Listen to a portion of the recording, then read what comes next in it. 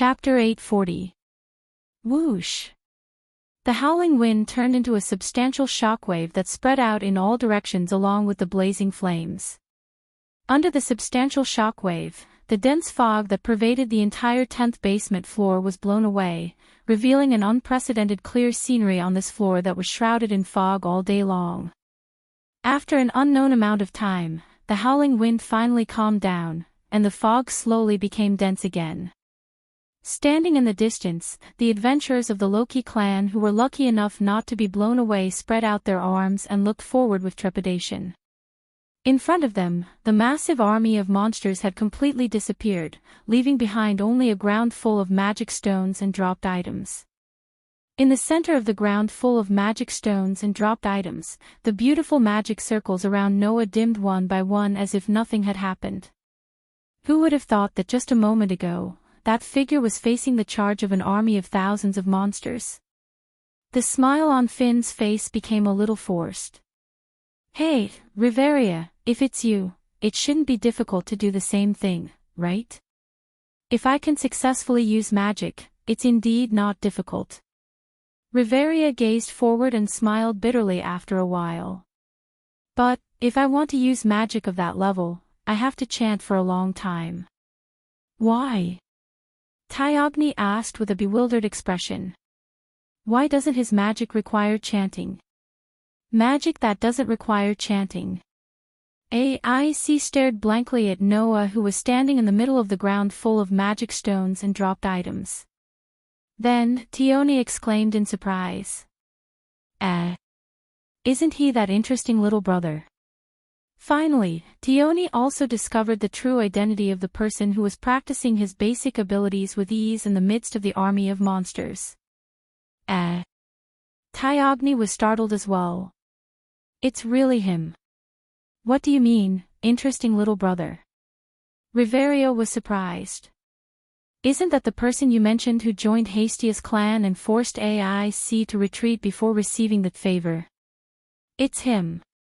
Tioni excitedly waved at Noah's direction. Little brother. We're here. Looking at the row of Loki's clan led by Finn, Noah narrowed his eyes slightly. Yesterday, Noah asked a little about Loki's clan from Hasti and finally understood what kind of people those girls who had been pestering him before were. Naturally, he also recognized Finn and Riveria. In Eulalie, adventurers were divided into two categories. One was the low-level adventurers. They were LV1 adventurers. More than half of Eulalie's adventurers were at this level. Therefore, LV1 adventurers and LV2 adventurers had a veritable high wall, and the treatment was also very different. If you want to reach LV2, you must have enough aptitude to achieve it. As a result, more than 50% of the adventurers were rejected by this high wall. The second category of adventurers was the high-level adventurers. That was LV2 and above, adventurers with backbone strength. High-level adventurers had the qualifications to be given a title by the gods. High-level adventurers were subdivided into third-level adventurers, second-level adventurers, and first-level adventurers. Third-level adventurers were LV2 adventurers. Second-level adventurers were LV3 and 4 adventurers. First-level adventurers were LV5 and above. The 5 people in front of him were the rare first-level adventurers in Eulalie. Finn Danner, the leader of Loki's clan, the figure who commanded the entire Loki's clan. He was the most authoritative existence in Loki's clan except for the main god Loki. His level was as high as LV6, and his title was Brave. Riveriolis Alvi, the deputy leader of Loki's clan, was the royal blood of the elves, and was also the strongest mage in Eulalie. Her level was as high as LV6, and her title was 9 Devil Concubine. Tiona Silioti, a first-level adventurer belonging to Loki's clan, Amazon race, LV5, and her title was Great Cut. Tiona Silioti, a first-level adventurer belonging to Loki's clan, Amazon race, LV5, and her title was Angry Snake. As for the last AIC, although Noah had expected that she was not simple, he still did not expect that this girl was better than he imagined. A.I.C. Wallenstein. A first-level adventurer belonging to Loki's clan. She was also as high as LV5, but she was known as the most dazzling figure in the entire Loki's clan. Although her level was not as high as Finn and Riveria, who were the leader and deputy leader of Loki's clan, A.I.C. was known as the strongest swordswoman in the maze city of Eulalie. Coupled with her beauty that was not inferior to the goddesses from heaven, she was the object that all the men in Eulalie yearned for. In addition, this girl had repeatedly achieved brilliant results in the strategy of the underground city. When the gods and adventurers of the same profession mentioned the topic of the underground city, they would always mention this girl's name. Moreover, this girl was only 8 years old. When she was still a little girl, it only took her a year to upgrade from LV1 to LV2. She set the record for the shortest time and the fastest speed among all the people who reached LV2 in the world. Because of her exquisite sword skills, she was called Swordswoman. Because of her frightening battle record, she was given the nickname Warrior Concubine. To put it bluntly, in terms of strength alone, the gods all believed that this girl was the strongest among the same level. This was a great honor. After all, in the entire Eulalie, the highest level was LV7, and there was only one person who had reached that level. And the number of existences that could reach LV6 could be counted with one hand. Under such circumstances, to be known as the strongest existence in LV5, one could imagine how powerful A.I.C.'s strength was.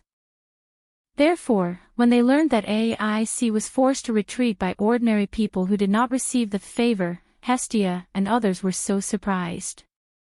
Knowing that the girls who were entangled with him actually had such a big background, how could Noah not be speechless?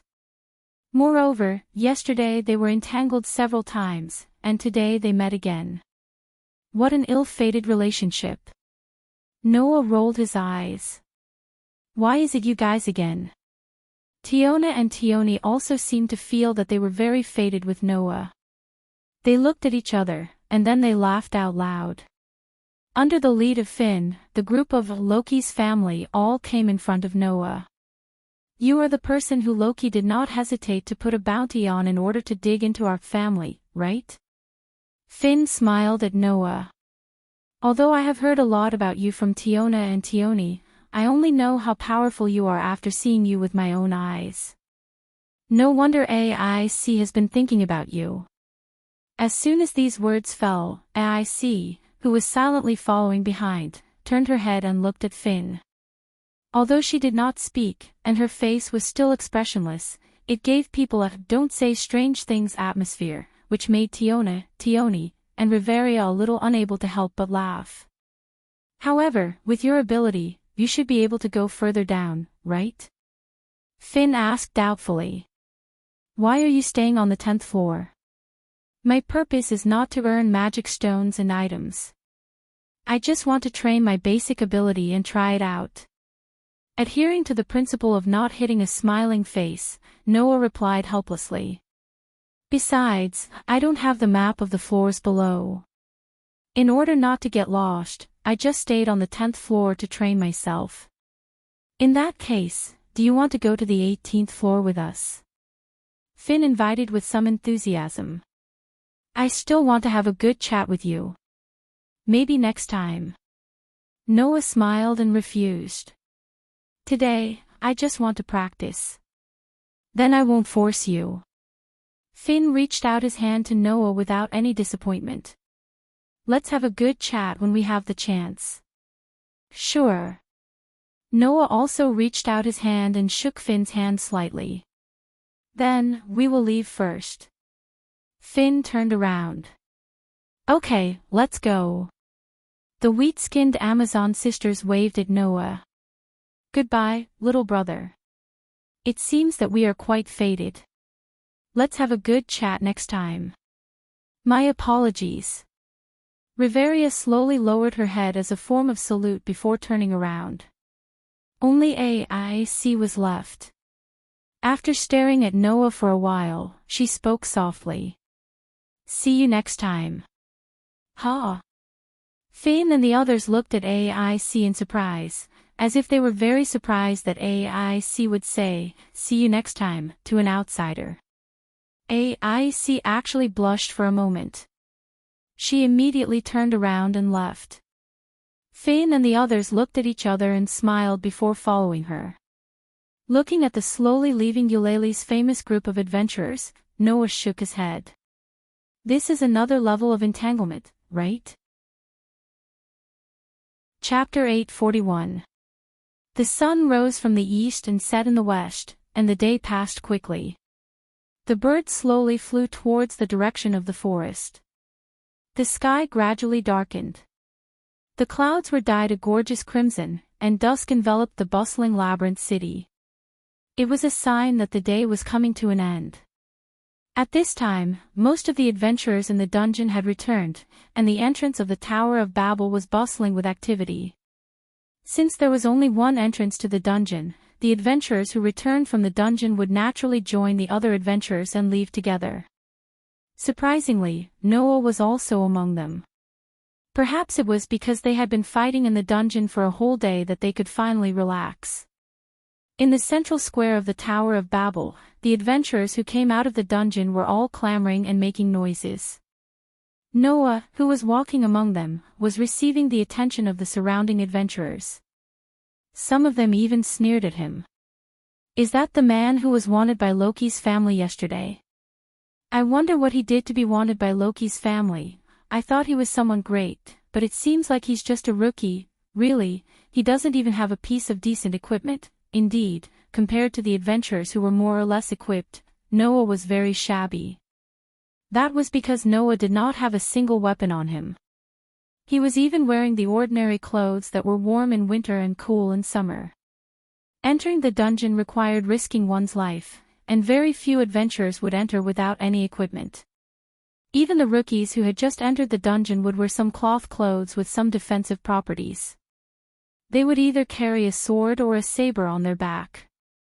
Only Noah was alone, and he did not look like he was going to the dungeon for an adventure.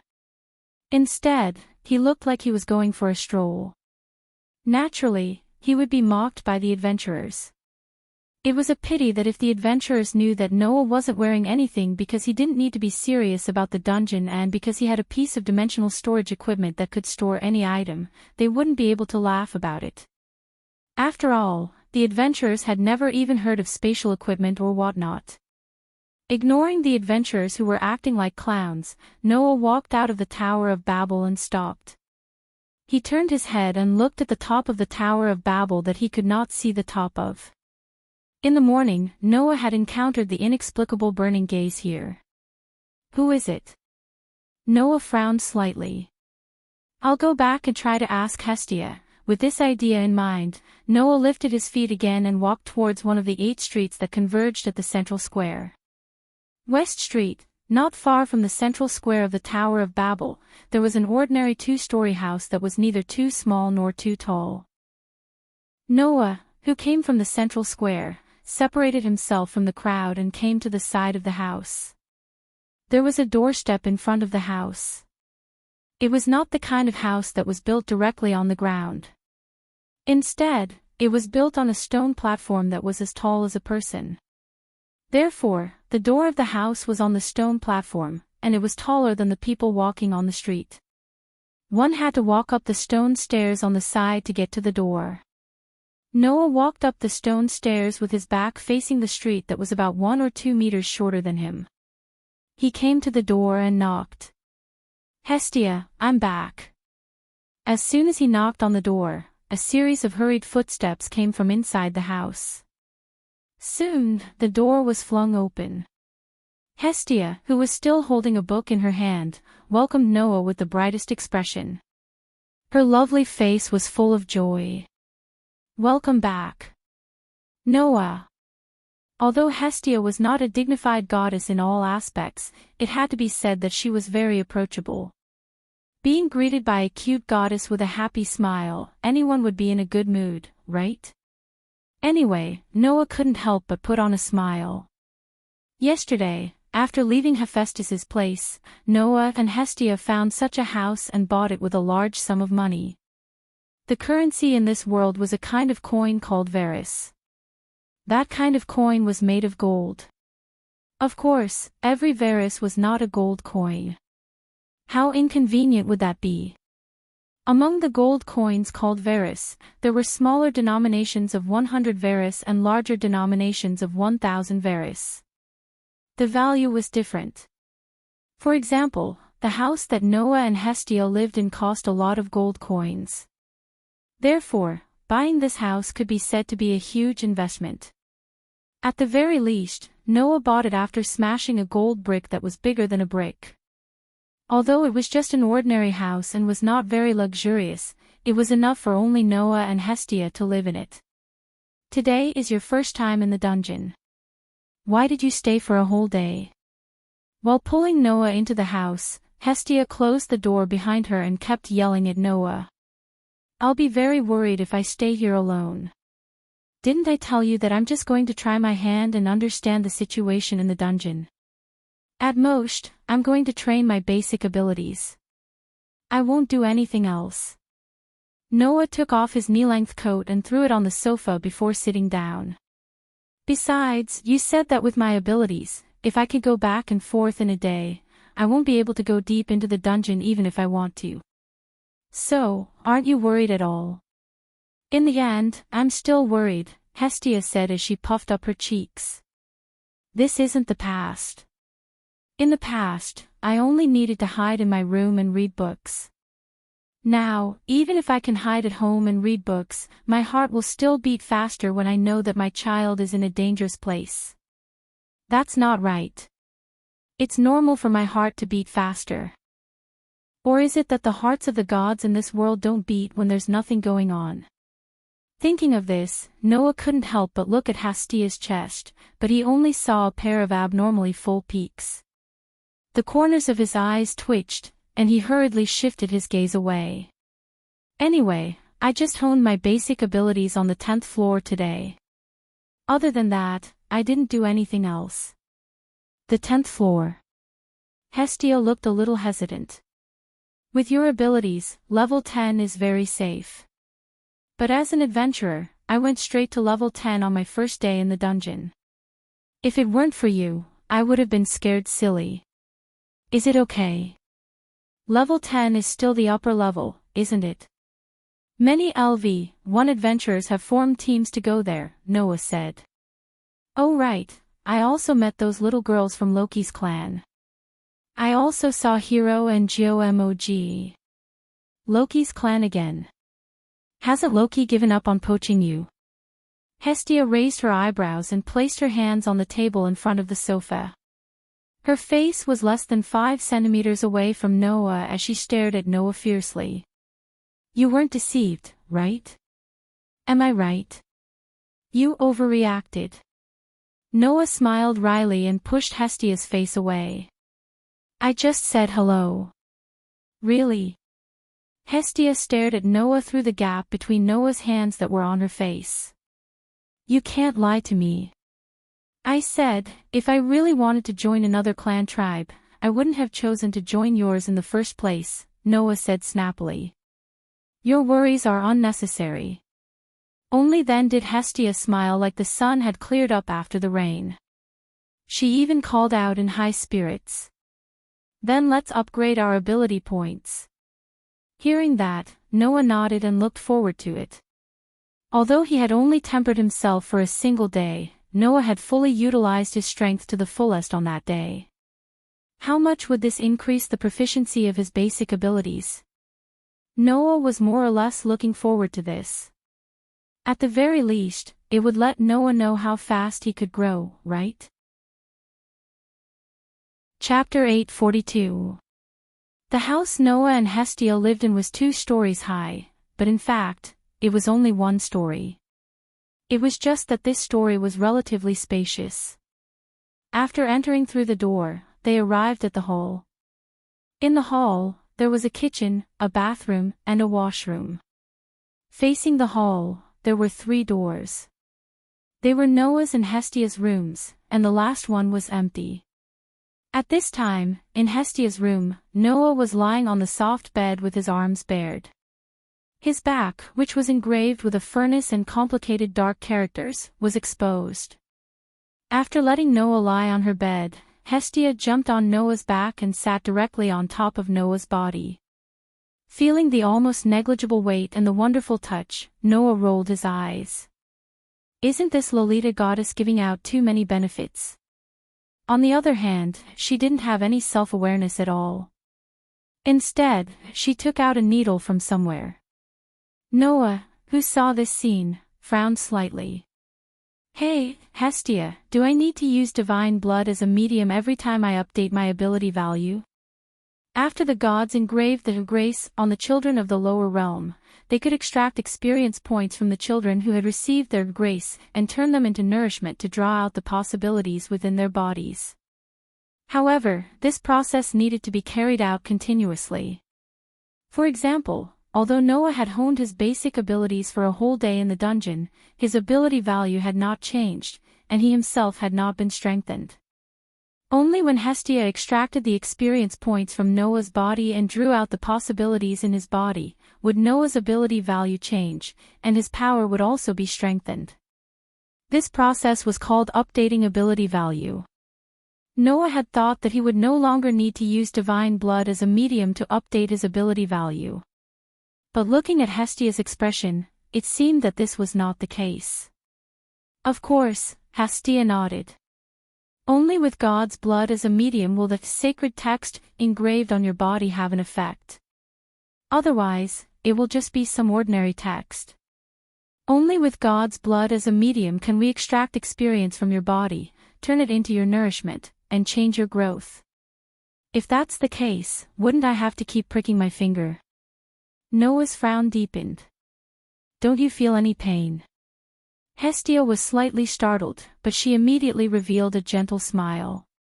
She leaned over and leaned her body against Noah's body, her head also leaning against Noah's back, and closed her eyes.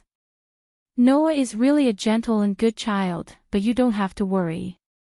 After all, I'm a god who has lived for who knows how many years. The pain of pricking my finger is much easier than being bitten by a mosquito. When I was in the heavenly realm, I even heard that there were gods who deliberately dug out their own hearts because they were too bored. The pain was so great that they almost died as a pastime. Noah's cold sweat almost dripped down. What were these gods doing in the heavenly realm? However, Noah could understand Hestia's words. For these eternal gods, perhaps pain was just a kind of experience. Well, then I won't say anything more, Noah said awkwardly. So, hurry up and get up.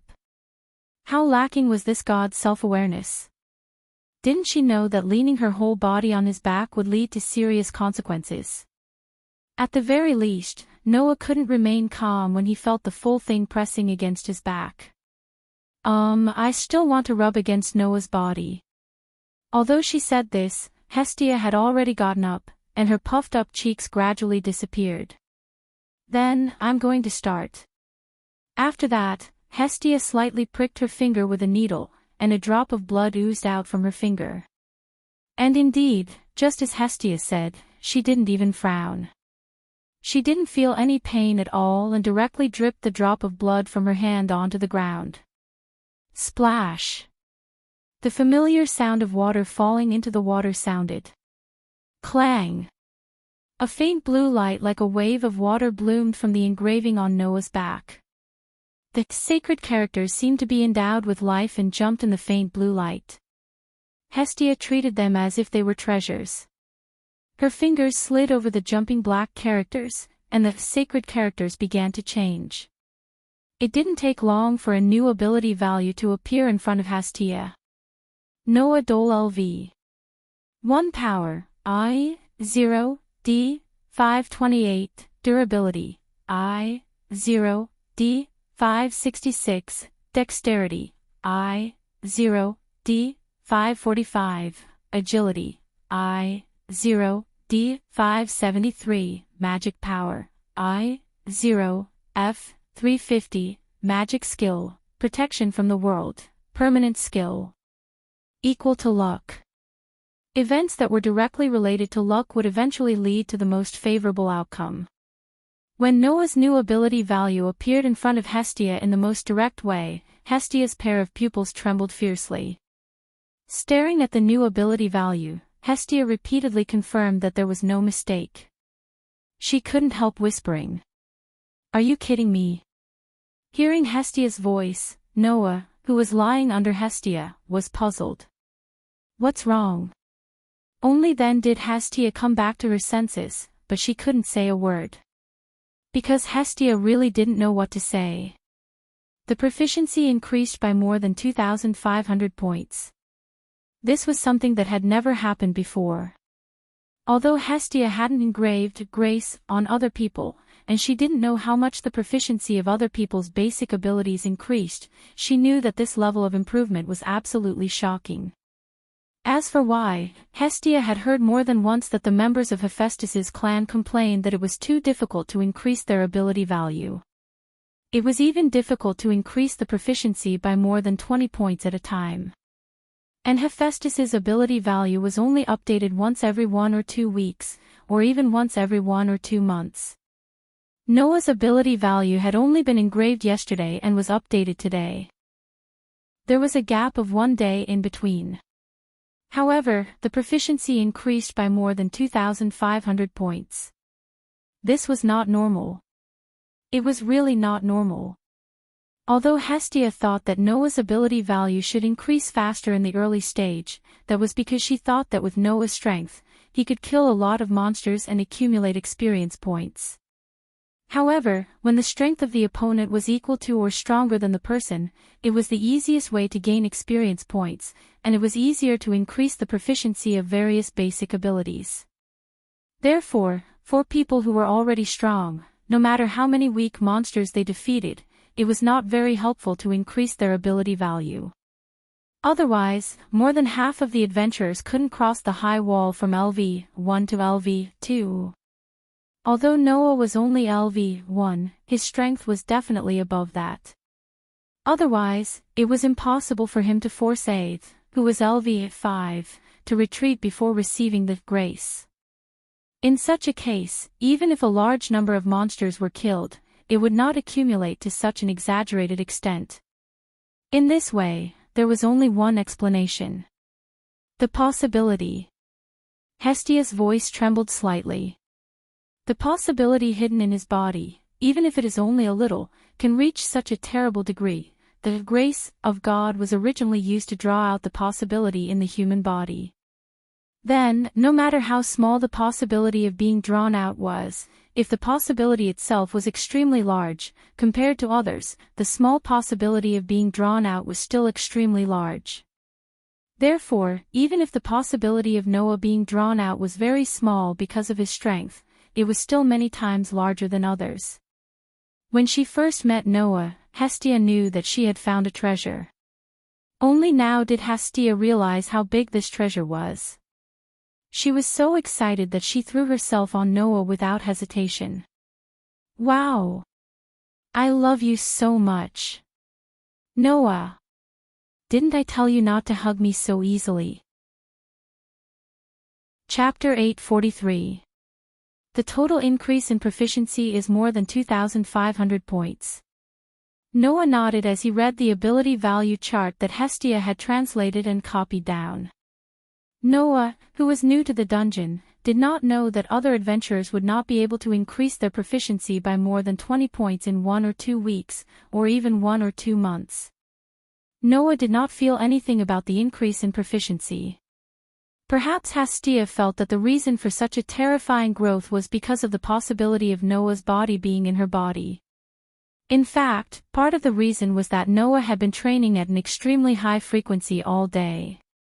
On this day, Noah honed his basic abilities in the midst of an astonishingly large army of terrifying monsters.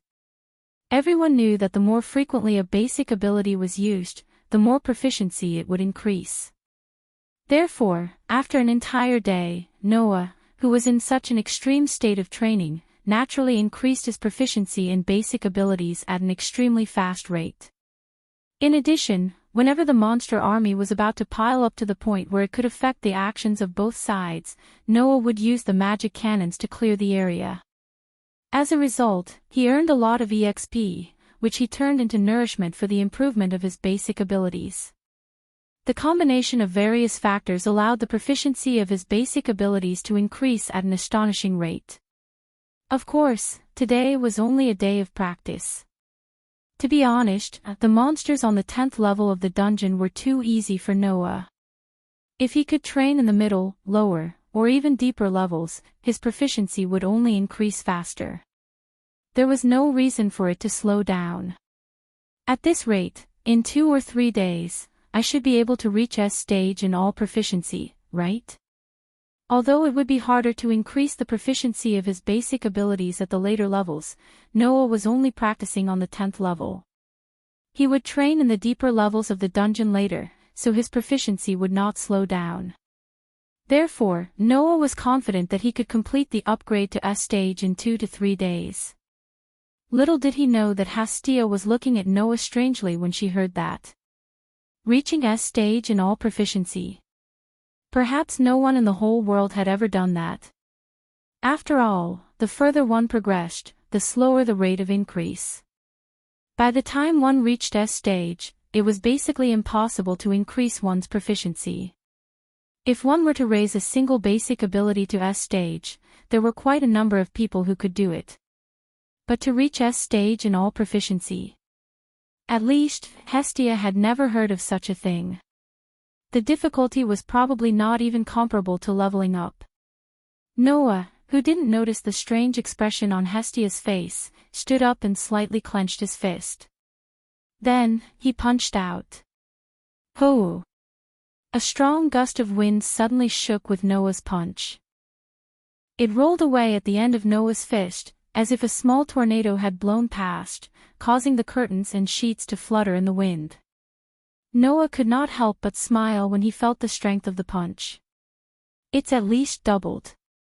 Not to mention magic power, Noah's strength, durability, dexterity, and agility all crossed several levels and reached D level. Although Noah's physical ability was not as good as A's who had reached LV5, he was definitely stronger than those who were LV1 and LV2. Only those who were ranked at the top of LV3 and even those who were LV4 could match him. Under such circumstances, it was no joke to increase one's proficiency by more than a fold. However, Noah's physical ability did not actually increase. God's grace was actually a bit similar to Noah's rune magic. The sacred text engraved on the body with God's blood as a medium was like the runes directly engraved on the human body. The effect of these words could be strengthened. The difference was that the rune magic relied on the effect of magic to strengthen, while the sacred text drew out the possibilities in the person's body and used these possibilities as strengthening materials to add to the person's body. In the final analysis, it belonged to the category of strengthening, but it did not really increase Noah's physical ability. Looking at this strength, if I reach LV5, then I don't need to use any magic or magic, I can directly suppress Hercules' berserker with just my body, right? Maybe if I reach LV4, I can do it. In addition, the improvement of the basic ability of magic power also strengthened Noah's magic and magic. The improvement of this basic ability did not increase Noah's magic power, but it increased the effect and power of magic and magic. In this world, the consumption of magic was not magic power, but spiritual power. To be more precise, it should be said that the magic power in the world similar to the moon was transformed by vitality, and the magic power in this world was transformed by spiritual power. Moreover, this kind of magic power would not be produced in normal times. Only when magic was used would the spiritual power be transformed into magic power and used to use magic. Therefore, the item of magic power in the basic ability improved the effect and power of magic, not the amount of magic power. Although Noah had not yet developed the magic in the ability value, the magic and magic he possessed could also be strengthened through the improvement of magic power. Sure enough, it's not a bad thing to get grace. Noah was suddenly immersed in his own improvement. Seeing Noah like this, Hestia opened her mouth and wanted to ask something, but in the end, she dispelled the idea. In fact, Hestia was very puzzled. She wondered why Noah's proficiency of magic power could also be improved. It must be known that the way to improve the basic ability of magic power was to use magic. But Noah's 3 magic items were still empty, so he had not learned magic yet. Could it be that Noah himself had magic? However, if humans did not rely on grace, then they would not be able to use magic, right? In this world, being able to use magic without receiving any favor was a privilege that only a very small number of races like the elves had. Humans did not have this privilege. So, how did Noah improve his proficiency of magic power without receiving any magic? This was Hestia's question. However, she did not want to get to the bottom of it. For Hestia, although Noah was someone she met yesterday, he was her first family in the mortal world. Therefore, Hestia was very concerned about Noah's feelings. From the conditions that Noah proposed when he chose to join her family yesterday, Hestia knew that Noah was a person who did not like to be restrained. So, before she was familiar enough with Noah to the extent that she was completely familiar with him, Hestia would not get to the bottom of it. After all, everyone had their own secrets. Even gods were the same. If you are curious about how strong you have become, you should go to the dungeon tomorrow and try again. Hestia suppressed her thoughts and jumped off the bed. In front of Noah, she put her hands on her waist and said, "Hey, Noah, are you hungry?" "By the way, we haven't had dinner yet," Noah said to Hestia as he put on his clothes. "Wait a moment, I'll go out and buy something to eat." "Okay, come back quickly." Noah walked out of the room as Hestia called out to him. When Noah came out of the house, the sky was getting dark, and there were fewer people on the street. Noah walked down the stone stairs at the side of the house. After looking around, he walked towards a stall selling snacks. At this moment, Noah suddenly stopped in his tracks. His somewhat lazy eyes gradually turned serious, but the corners of his mouth slowly curled up. Then, Noah changed direction and walked into an alley on the side of the street. The alley was very dark. There were also magic stone lamps made of magic stones on the street. However, no one would place a magic stone lantern in an alley. Noah seemed to have deliberately walked into such a dark area and came to the deepest part of the alley. Patter, after a few soft sounds, several figures suddenly appeared around Noah. Chapter 844. In the rather vast and dark alley, there was not the slightest sound in the surroundings, making the atmosphere a little heavy. It was believed that anyone would feel that the atmosphere in the air was very strange. In this space that was filled with a very strange atmosphere, Noah stood still and did not move at all. It was as if he was waiting for something. Then, in the surrounding darkness, several figures flew out silently. When they came to Noah's side, they landed on the ground with a thud, surrounding Noah in the middle. They were dressed in dark shirts that seemed to blend in with the darkness. They wore metal masks on their heads that covered half of their faces above the nose. There were about 20 of them. At the very least, there were indeed about 20 of the black-clothed people surrounding Noah. Outside the encirclement, in front of Noah, 5 people slowly walked out of the darkness. They were dressed the same as the black-clothed people surrounding Noah. However, their auras were clearly many times stronger. The one in the lead had a pair of cat ears, and he was holding a rather simple-looking spear that was definitely not cheap. He was clearly a feline orc. On both sides, there were 2 small figures that were only about half the height of the young feline orc. They were 4 hominins. Due to their short stature and the fact that they were dressed in black and had their faces covered, even Noah couldn't tell if they were male or female. However, in the hands of the 4 hominins, they were respectively holding a sword, a mallet, a spear, and an axe, which were emitting dangerous arcs of light. Needless to say, the young feline orc and the 4 hominins were the leaders of these people. Therefore, while the black-clothed people surrounding Noah did not show any emotions as if they were carrying out a mission, only the young feline orc and the 4 hominins looked at Noah fearlessly as if they were evaluating him, but they did not say a word. In response, Noah's expression was even more calm. In fact, there was a slight smile on Noah's face. "Good evening, everyone. Since you're all masked and dressed in black, it means that you don't want others to know your identity, so I won't ask who you are. You just need to answer some of my questions." Noah's overly calm expression surprised the young feline orc and the 4 hominins. However, the young feline orc and the 4 hominins did not say anything.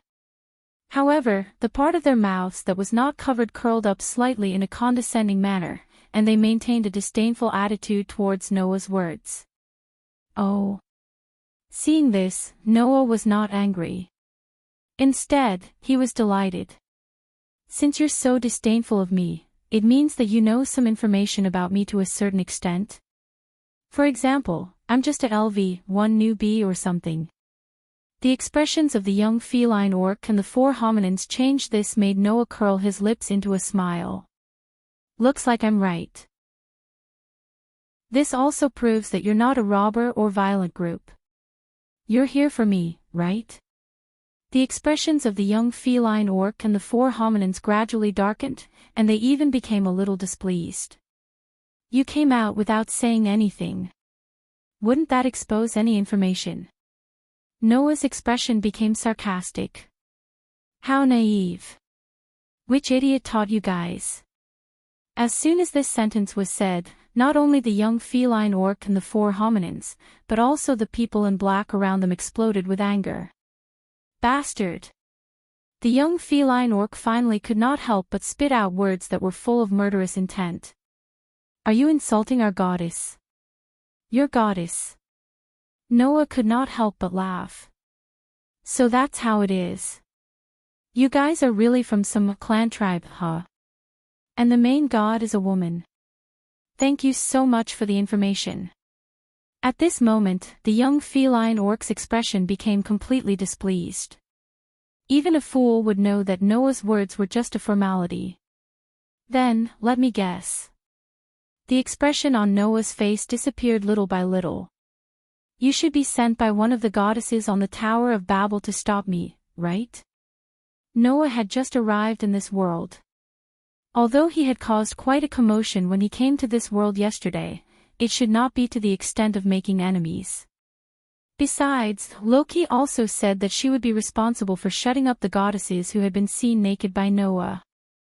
Then, the other party should not be a goddess who wanted to cause trouble for Noah because he had seen her naked. Thinking about it this way, there was only one possibility. This morning, the inexplicable scorching gaze that was cast from the Tower of Babel. Based on the behavior of the attackers in front of him, Noah came to this conclusion. The young feline orc and the 4 dwarfs did not expect that they would expose such a level of information without even saying a word. Of course, their expressions were extremely displeased. And their behavior could be regarded as a tacit acknowledgement of Noah's words. "Don't delay any longer," one of the dwarfs said in a deep voice. "This guy is too shrewd. The more we delay, the more information will be exposed. Let's finish the task given to us by the goddess quickly." Although the young feline orc's expression was extremely displeased, he nodded without hesitation, raised his hand, and waved it down heavily. Whoosh! The group of black-clothed people surrounding Noah suddenly rushed toward Noah with a gust of chilly wind, engulfing Noah's figure. However, in the next moment, in the center of the group of black-clothed people, a burst of bright golden light burst out. Bang! A violent shockwave suddenly spread out, and all of the black-clothed people who had surrounded the bright golden light were sent flying. Accompanied by a burst of pili-pa-la and a series of muffled groans, those black-clothed men were like they were hit by a truck. They either smashed into the wall of the alley, or were dragged along the ground and fell to the ground in a sorry state. Noah, whose figure was engulfed by the black-clothed people a moment ago, reappeared in his full appearance. Around him, golden ripples reverberated in the space like water waves, covering the space behind Noah. What what is that? The young feline orc and the four dwarfs were completely stunned. Until Noah's sigh echoed in the air. If you want to attack someone, you should at least prepare a decent attacker. What is this level of attack? The moment his words fell, the golden ripples that covered the space behind Noah suddenly lit up. Various weapons, such as sabers, swords, spears, halberds, and so on, emerged from the golden ripples. Each weapon was surrounded by an ancient aura, but they were all extremely luxurious and gorgeous in shape, and their tips were pointed forward. A wild warning rose in the hearts of the young feline orc and the four dwarfs, causing them to scatter without hesitation. Whoosh! In the next moment, about 7 or 8 weapons shot out from the golden ripples, pierced through the space, and landed where the young feline orc and the four dwarfs were just a moment ago. Bang! The ground was directly blasted apart, setting off a violent wind wave, accompanied by a burst of flames, suddenly appearing. The young feline orc and the four dwarfs were affected by the wind wave and fire. Their figures that had just dodged were shaken to the side, and they lost their balance. In the most unsightly posture, they slammed hard on the ground and only stopped after rubbing for a distance. Oh! You think you can dodge a Grade E relic? Noah sneered. Then, how about adding a few more this time? After saying that, Noah raised one of his hands, and a few more golden ripples appeared behind him. Together with the rest of the golden ripples, half of the gorgeous relic was ejected. Like arrows on a bow, they were aimed at the young feline orc and the four dwarfs. Then, there are 15 of them this time. You'd better avoid them. Looking at the space behind them being filled with golden ripples and the extremely dangerous weapons poking out of the golden ripples and aiming at them like arrows, the cat-human young man and the 4 humanoids understood what was going on. They had kicked an iron plate. Chapter 845. Whoosh! A loud and neat sound was heard. All kinds of weapons, such as knives, swords, spears, halberds, and so on, that were surrounded by a golden glow, were like bullets or lasers that were shot out of the gun. They were all aimed at the corner of the dark alley. Woo, woo, woo, woo, woo. The young cat man and the 4 dwarfs who were filled with a deadly sense of crisis let out a roar. They held their weapons and did not retreat. Instead, they moved forward and waved their weapons at the rain of relics in an attempt to deflect them. Clang, clang, clang, clang. It was the sound of the weapons in the hands of the young cat man and the 4 dwarfs colliding with the relics. Clang. It was the sound of the relics that were knocked away at the same time. Clang. After blocking part of the relics, they were finally unable to block the rest of the relics. They could only hurriedly put up their weapons to block the relics. The weapons in the hands of the 4 dwarfs sounded like they were wailing. Bang! They were the only ones who still had the strength to collide with the relics that were shot at them. However, they chose to dodge the relics and let the relics fall to the ground, causing the ground to explode. There was a sound of the impact. It was just a short moment of confrontation. The scene had actually become so chaotic. Noah said softly as he glanced at the young cat man and the 4 dwarfs who were blocking the 15 E-grade relic attacks. Sure enough, you're different from the guy who fell there. Although it's only the lowest level of relic that was blocked, it's still a relic after all, and there are 15 of them. Conservatively speaking, your level should be above LV4, right? In Noah's opinion, only people who were at the level of AIC, Tiana, and Tyan could block all the relics that were shot at them. That was to say, the 4 dwarfs who were holding various weapons should be at level 5 as well. As for the young cat man, I feel like you're more powerful than AIC. Noah stared at the young cat man. You should be at level 6, right? The young cat-human said nothing with a gloomy expression. He simply raised his spear at Noah. Not only the young cat man, but even the 4 small humans, who seemed to be in a slightly bad shape, raised their weapons and charged toward Noah without hesitation. Seeing the expressions of the young cat man and the four little humans, Noah simply smiled, but there was no smile in his eyes. Whing! Sounds of vibrations began to reverberate, causing the golden ripples to once again spit out luxurious and gorgeous treasures. On the surface of these treasures, the aura they carried was much more condensed and vigorous. Without a doubt, these relics were much more powerful than the relics that he had used before. Even though the number of treasures did not change, these treasures were on another level. Those were all D-grade treasures. The young cat man and the four little people tightened their grip on their weapons. There was no other way. Only those who had experienced it themselves would know how much pressure it would be to face the extremely luxurious attack of the Gate of Babylon. At this moment, the young cat man and the four little people seemed to be holding cold weapons and were ready to fight against a machine gun that would pull the trigger at any time. This scene was enough to make people wonder if he was deliberately courting death. Look at you guys. Even if you're killed, you won't say anything, right? Noah said indifferently. However, there are only a few clans with 1 level 6 and 4 level 5s in Eulalia. The range has been narrowed down a lot. Noah's upraised hand dropped. So, let me thank you for the information that you brought. The treasures that emerged from the golden ripples suddenly became sluggish. Bang, bang, bang, bang. Immediately after that, as gunshots rang out, the treasures turned into the most terrifying arrows and rained down on the young cat person and the four humans like raindrops. Boom! An astonishing explosion shook the dark alleyway, bringing with it a burst of scorching flames that rose into the sky.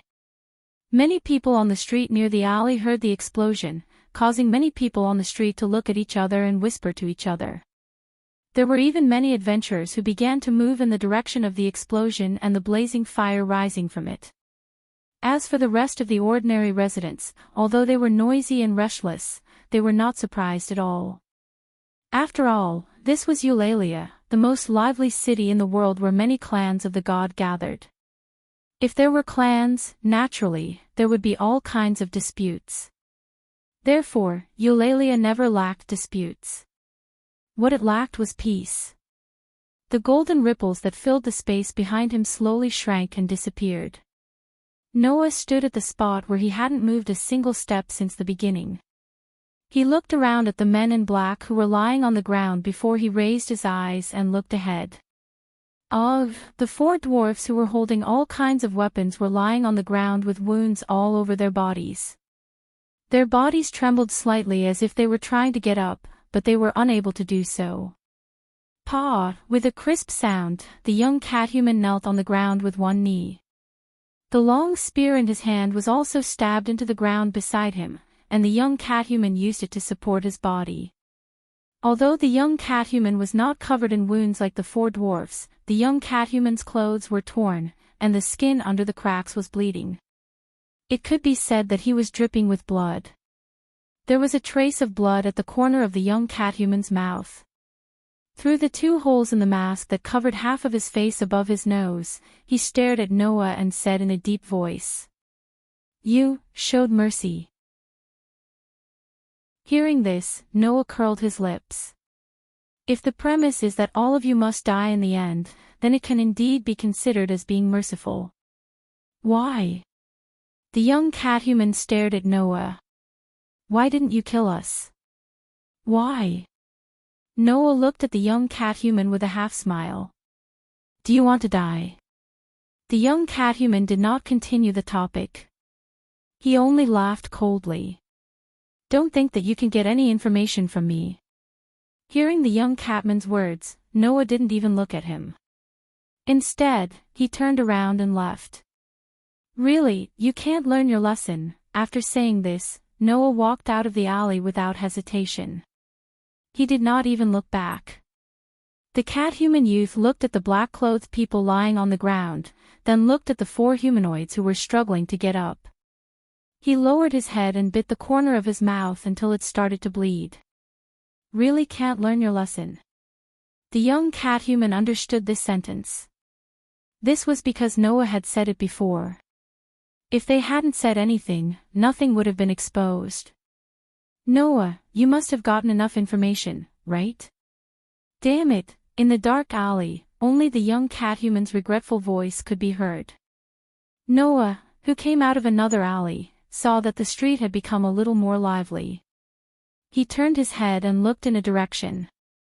There, the towering Tower of Babel was like an indomitable giant at night, giving people an indescribable sense of majesty. Recalling the scorching gaze he felt during the day, the attack of the young cathuman and the four dwarfs, and the information he got from them, Noah narrowed his eyes slightly. There is 1 LV, 6 and 4 LV, 5 members. Is the main god a family of a goddess? Noah was quite puzzled that he was targeted by a goddess for no reason. If it weren't for the fact that the young cat man and the 4 little humans didn't carry any murderous intent, Noah wouldn't have just been puzzled. Could it be that the gods are playing tricks because they are bored? Noah smacked his lips. No matter what, don't touch my bottom line. Otherwise, even if I don't want to cause any trouble, there is a limit to my patience. After saying this, Noah walked towards the stall on the street. He still had to feed the starving lowly goddess. Chapter 846. Kacha, with a slight sound of the door opening, a strong man with a height of more than 2 meters, full of bulging muscles, like an iron tower, with a strong expression on his face, like a rock, walked in from the outside and came to the most luxurious room in the whole of Eulalie. With a closer look, there was a pair of pig ears on the head of the strong man, telling others that he was an orc of the pig tribe. And this was the highest level of the Tower of Babel. Only the main god of the clan tribe, who ruled the whole of Eulalie, was qualified to use this place of residence. The Tower of Babel was the property of the guild. However, the guild had provided the upper level of the Tower of Babel for some gods to live in. Whether it was the environment, services, or attractions, Eulalie's Tower of Babel was without a doubt the most luxurious in the whole city. Therefore, only the main gods of the extremely rich and powerful clan tribe could live in the upper level of this tower. The clan tribe of the strong orc was ranked here. Furthermore, it was at the highest level. There were 2 most powerful clan tribes in the whole of Eulalie. One was the clan tribe of Loki. The main god of this clan tribe, which was Loki himself, was more inclined to live with the children of the clan tribe than in such a luxurious place, so he did not live in the Tower of Babel. But the other main god of the clan tribe of Eulalie lived here. Freya. The clan tribe of Freya and clan tribe of Loki, which were run by this goddess, were the 2 clan tribes at the top of Eulalie. At this time, in the room where the strong orc was, the stunning goddess was here. She had delicate and fair skin that reminded people of snow. She had a tall and slender body and limbs. She had a beautiful face that made people lose their minds at a glance. She had a perfect devil's body and a mature temperament that was like a shining light. She was the goddess of beauty and also the goddess of love. She was in charge of love and beauty. She had a beauty that no other goddess in the entire heaven could reach. Such an existence was standing by the glass window facing the scenery outside the Tower of Babel, sticking her stunning beauty to it. Her pretty face was extremely red, and she was twisting her body as if she was in heat. Her intoxicating eyes were full of passion and infatuation. If Noah was present, he would definitely be able to recognize that kind of burning gaze. That was the burning gaze that Noah felt from the top of the Tower of Babel during the day. Lady Freya. The strong orc didn't seem to be surprised at all that the goddess he worshipped the most was in a daze. He spoke with a firm tone. We failed. I know. Freya did not even turn her head back. Her gaze was fixed on a certain direction of Eulalie Street, as if she could see a certain figure that made her feel hot all over since this morning. Her tone was full of love. I saw everything. The Tower of Babel was located in the center of Eulalie. There was an extraordinary distance from the center of Olalai, the highest floor of the Tower of Babel, which was at least 50 stories high, to a certain location on the street that Freya was gazing at now. But Freya's eyes still saw it clearly. She saw the figure that made this beautiful goddess so infatuated that she could even be called crazy. To be more precise, she saw the brilliance in the depths of the figure's body. It was the brilliance that made Freya lose herself and become obsessed with it like never before. To be able to make this beautiful goddess give up everything without hesitation, just to be able to take a look, it was something of such an intense degree. The goddess named Freya actually had a pair of very special eyes. This pair of eyes could see through the essence of people's souls. It was not the power of a god, but a congenital ability. Just like how human eyes could see things, Freya's eyes could also see people's souls. Therefore, this goddess could easily erase any obstacles and distance, and see the brilliance in the depths of people's souls. In front of this goddess, no matter how good or bad a person was, it was impossible to hide. Freya, on the other hand, was infatuated with those who possessed strong and dazzling souls. From the beginning, Freya had always used this pair of eyes to see through a person's essence one step earlier than other gods, and take the person she liked into her arms. Because she could directly see through the soul, Freya could easily distinguish a person's essence and talent, and poach people with superior souls and talents into her clan. No one could refuse Freya. After all, Freya's magical beauty was not something that anyone could ignore. It was not only because Freya's appearance was unparalleled, but also because as a goddess of beauty, she was born with the ability to charm any existence.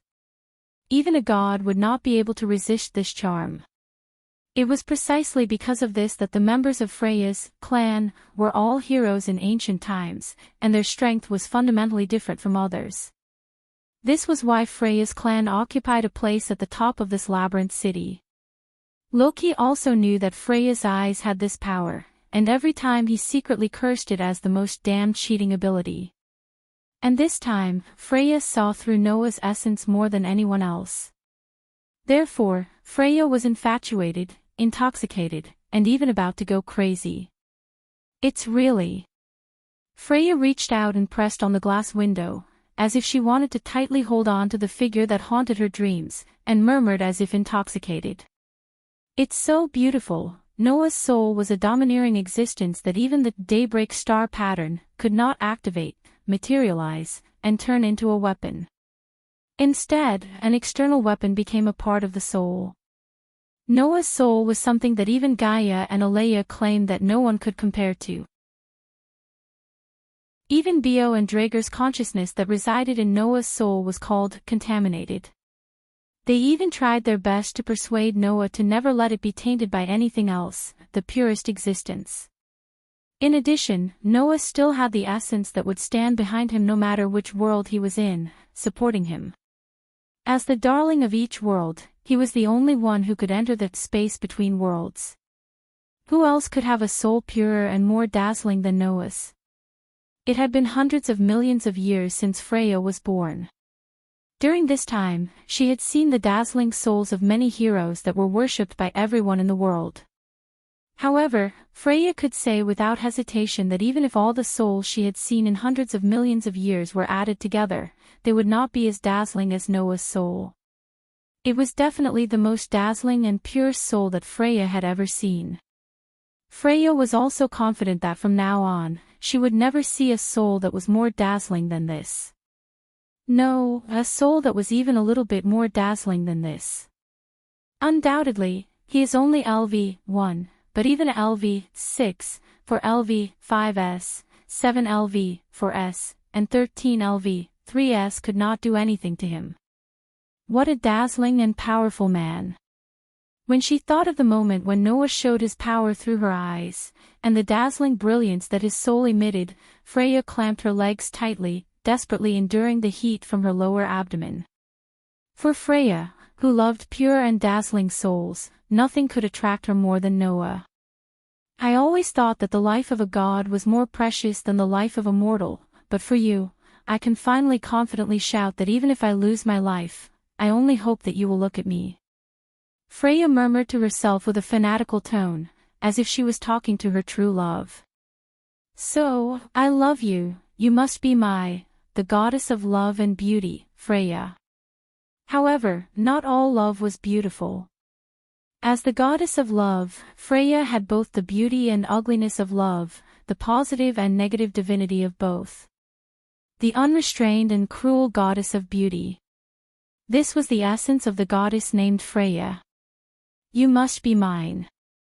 You must," Freya shouted intoxicatedly, and looked at the soul that was countless times more dazzling than the sun in the dark night. A somewhat cruel smile hung on a face that would captivate any man. Chapter 847. Noah Doria LV. 1 Strength, A. 822, S. 968, Durability, A. 845, S. 980, Dexterity, A. 837, S. 972, Agility, A. 861, S. 993, Magic, C. 684, A. 888, Magic, Skills Frowny Face Protection from the World, Permanent Skills. Equal to Luck. Events that were directly related to luck would eventually lead to the most favorable outcome. Looking at the new ability value, Hastia was completely numb to it this time. She was completely numb to it. 3 days. In just 3 days, Noah's basic ability value had been upgraded from the initial state of I stage to almost S stage of the all-around ability value. To be honest, Hestia herself was surprised that she could still be so calm after seeing this result. This was entirely because Noah's upgrade was too incredible.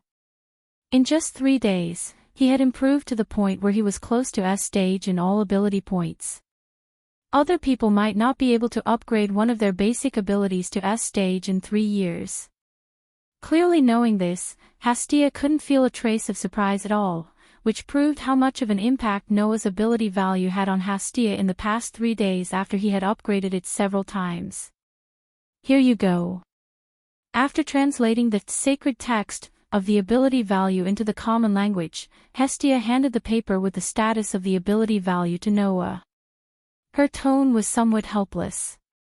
"Just like what you said at the beginning, you've almost reached S stage in your all-around ability in 2 to 3 days. Congratulations." Hearing Hestia's monotonous voice, Noah took the paper and laughed. "But you don't look very happy." "How should I put it?" Hestia sighed. "It's not that I'm not happy, it's because I expected this result. Now I can't be happy even if I want to." In the past 3 days, Hestia helped Noah update his ability value almost every day. After all, Noah was the only member of Hestia's clan. Unlike other clan, there were so many people, but only one main god. If she wanted to update them one by one, she would be annoyed to death. Therefore, other clan generally updated their ability value batch by batch in 1 or 2 weeks or even 1 or 2 months. It was impossible for them to update their ability value as frequently as Noah. Because of this, watching Noah's ability value increase at an astonishing speed, Hestia had long been mentally prepared that Noah would reach the goal in a very short time. How could she be happy like this? Well, let's not talk about how long it's been. "Noah, you're the only one who's reached S stage in all ability points, right?" Hesti patted her cute cheeks and tried to cheer herself up. "Apart from you, I don't think anyone else has almost reached S stage in all ability value. It's possible for a single basic ability to reach S stage, but it's unlikely for all ability values to reach S stage." Noah looked at the ability value translated by Hestia on the paper in his hand and nodded. Everyone had something they were good at. It wasn't difficult to specialize in this area and reach S stage. For a magister like Riveria, who only focused on improving magic, it wasn't strange for her to reach S stage in magic power. However, it was precisely because of this that magisters only excelled in magic power. As for the rest, such as strength, durability, dexterity, they were definitely not as good as magic power. In fact, they were even worse than ordinary adventurers. Therefore, it wasn't strange for a basic ability to be upgraded to S stage in Eulalie's world. However, it was almost unheard of for all ability values to reach S stage. Moreover, under normal circumstances, as long as one's basic ability value reaches the 6th stage, that is, D stage, they are qualified to level up, Hestia explained. That's why very few people can train their basic ability value to S stage before leveling up. For someone like you, who has almost reached S stage in all ability values, you should have leveled up a long time ago. Leveled up? Noah nodded thoughtfully. Hestia had said that the limit of every basic ability was 999 proficiency points. In that case, Noah had basically touched this limit. It was time for him to think about leveling up. Hey, Hestia, Noah asked. What should I do if I want to level up? Continue to accumulate experience points. Surely not, right? Hestia had said that under normal circumstances, when one's ability value had almost reached S stage, they should have leveled up a long time ago. However, Noah hadn't leveled up. This meant that he had to meet other conditions to level up. In response to Noah's question, Hestia only replied with one sentence. If you want to level up, you have to achieve great feats. Great feats. Noah was slightly startled. You have to achieve feats that only true heroes can achieve, miracles that even us gods have to praise, Hestia said very seriously. For example, you have to defeat opponents who are stronger than you and gain more experience points. This is the condition for leveling up. Defeat opponents who are stronger than you. Noah was completely speechless. Then, how is that possible? It wasn't because Noah didn't have the courage to challenge the strong and didn't have the confidence to defeat opponents who were stronger than him. It was because this result was a little unrealistic. Why was it unrealistic? Because in this world, could there really be a stronger opponent than Noah? Noah was the God Slayer. Even the gods in the heavens had been killed by him. Perhaps the gods in this world could meet the requirements if they brought out their true strength, but the gods in the lower realm wouldn't use their strength. In that case, where could Noah find a stronger opponent than himself? Therefore, this fact was like a basin of cold water poured on Noah's heart. What else? Noah couldn't help but ask. Is there no other way to level up? No. Hestia shook her head. At least, so far, all the children in the lower realm can only level up after achieving a certain amount of feats. Noah's brows furrowed tightly.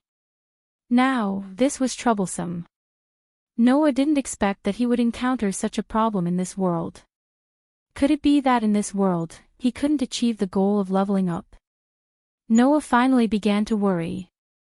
Well, you've just received my favor for 3 days. Although you've grown quickly, it's still too early to think about leveling up. You'd better focus on other things first. Hestia comforted him. For example, you can see if there's any chance for you to obtain magic. Magic? Hearing Hestia's words, Noah also remembered this matter. After all, you have 3 empty slots for magic. This talent is very rare. Hestia smiled. It would be a pity if you don't find a way to obtain magic. Hearing Hestia's words, Noah nodded and fell into deep thought. The next day, Noah didn't disturb Hestia, who was still sleeping. He went straight out of the house and walked in the direction of the central square of the Tower of Babel. Although his basic ability had basically reached its peak and there seemed to be some small problems with leveling up, Noah still wanted to try it himself before making a decision. Therefore, like the previous 3 days, Noah moved in the direction of the dungeon early in the morning. However, when Noah arrived at the central square, an unexpected scene appeared in front of him, which made him stop in his tracks. In front of the Tower of Babel, a group of adventurers occupied a small area and gathered neatly together. At the forefront of this group, there was a flag. It was a flag embroidered with a clown. That's the flag of Loki's clan. Chapter 848. Just like the guilds in the world of fairy tale, each clan in this world had its own coat of arms. Because Noah and Hastia's clan had just been established, and its reputation wasn't that great, the matter of the coat of arms wasn't urgent for the time being, so it hadn't been decided yet. However, for the other family clans, especially those powerful family clans, their coat of arms was proof of their family clans. The clown-like pattern was the coat of arms of Loki's clan. Obviously, the adventurers gathered under the flag embroidered with the coat of arms of Loki's clan were all members of Loki's clan. One of the two most powerful clans of Eulalia gathered here, causing the surrounding adventurers to discuss spiritedly, but they also unconsciously avoided that small open space. Under such circumstances, although the members of Loki's clan didn't line up in an orderly manner, they still carried out their solemn discipline meticulously. Not a single one of them dared to make a sound at this moment. Seeing this scene from afar, Noah scratched his cheek. Could it be that Loki's clan is preparing for an expedition? An expedition. That is, a long journey, a long march. Now, the underground city had been explored to the 58th floor. However, below the 58th floor, it was still a domain that no one had reached before. As one of the two most powerful clans of Eulalia, Loki's clan was at the forefront of attacking the underground city. And to reach such a deep domain like the 58th floor, even the time to go back and forth would take a long time. Since they gathered here with such fanfare, Loki's clan must be planning to go on an expedition to the underground city, get through the 58th floor, and reach the domain that no one had reached before, that is, the 59th floor. This trip would probably take at least 1 or 2 months, right? Thinking like this, Noah's eyes swept around the expeditionary army of Loki's clan, and immediately fixed on a small group in front of the flag. There, led by Finn, a group of Loki's clan level 1 adventurers gathered together. Tiona was there. Tiona was there. Riveria is here. Naturally, Ace was there as well. She wore light armor, wore light blue clothes, and had a long sword at her waist. Her blonde hair fluttered in the wind. In addition, there were 3 other people that Noah had never seen before in the group of level 1 adventurers. One was a dwarf who looked to be 50 or 60 years old. One of them was a young orc with a lightning-shaped tattoo on his face. He looked like a bad boy with wolf-like ears and a tail. The remaining one was a very pure elf girl with long hair that reached her waist even when tied up. Although Noah had never seen these 3 people before, he had heard about them from Hestia. The dwarf with the appearance of an old man was named Gareth Landlock. He was a member of the Loki clan's leader camp along with Finn and Riveria. His level was as high as LV 6, and his title was Chongjia. The young orc was named Bert Roga. He was a level 1 adventurer of the Loki clan along with Ace, Tiona, and Tiona. His level was as high as LV 5, and his title was Fierce Wolf. As for the pure elf girl, her name was Leafia Villides. It was said that she had excellent magic power and magic. She was famous as a perfect rearguard magus in the Loki clan. As the successor of Riveria, who was also a magus, she was in the process of cultivation. Therefore, Leafia's level was only LV 3, but she was nurtured as the pillar of the next generation of Loki's clan. Even if she was not a level 1 adventurer, she was able to sneak into the group of level 1 adventurers. At this point, the leaders of the Loki clan, one of the 2 most powerful clans of Eulalia, were all gathered together. Even Noah didn't believe that such a camp would not go on an expedition to the depths of the dungeon. No matter what, let's run away first. Noah made this decision without hesitation. If I'm seen, I always have a premonition that there will be trouble. After saying this, Noah quickened his pace and walked towards the entrance of the Tower of Babel as if he didn't see anything. Unfortunately, Noah was still discovered. Perhaps Ace felt that the surrounding people were looking at her differently from those who coveted her appearance and reputation. When her companions were talking, Ace, who had been silent all this time, inadvertently glanced in the direction of Noah. Ace saw Noah quickening his pace towards the Tower of Babel. Ace was stunned for a moment, and then without hesitation, she rushed out. Ace? Finn and his companions were suddenly surprised. Hearing the noise, Noah thought to himself, "Oh no." He suddenly ran toward the entrance of the Tower of Babel. However, at this time, it was too late to speed up. In terms of physical ability, Ace, who was at LV5, was better. In addition, the location of Loki's family was not far from the entrance of the Tower of Babel. With Ace's dexterity ability, she arrived there in almost 2 or 3 seconds. Therefore, Noah only felt a gust of wind from afar, and then the blonde girl, whose appearance was comparable to a goddess, appeared in front of him as if she had teleported. A pair of clear and transparent eyes stared at Noah as if to say, "I will never let you pass." Noah had no choice but to stop in a hurry. He looked at the expressionless but beautiful girl's pretty face, and the corners of his mouth twitched. "Why did you stop me?" Hearing Noah's voice, Ace tilted her head and asked very seriously. "Why did I run?" Noah said bluntly. "Because you are here, that's why I ran." Ace blinked her eyes and seemed to be a little confused, but because Noah answered, Ace did not hide her answer. "Because you ran, that's why I chased you." Noah was speechless. Who would believe this reason? If she chased after someone because they were running away, did that mean that she would chase after everyone who was running away? "Ah, little brother. It's you again." At this time, the senior group of Loki's family also noticed that Ace suddenly ran out to stop Noah. Led by Finn, Riveria and Tioni showed a look of understanding, and Tioni was even surprised. Only Gareth, Bert, and Rafia were puzzled. However, the high-level group belonging to Loki's clan still gathered in the direction of Noah while their subordinates looked at each other in dismay. Seeing this scene, Noah understood.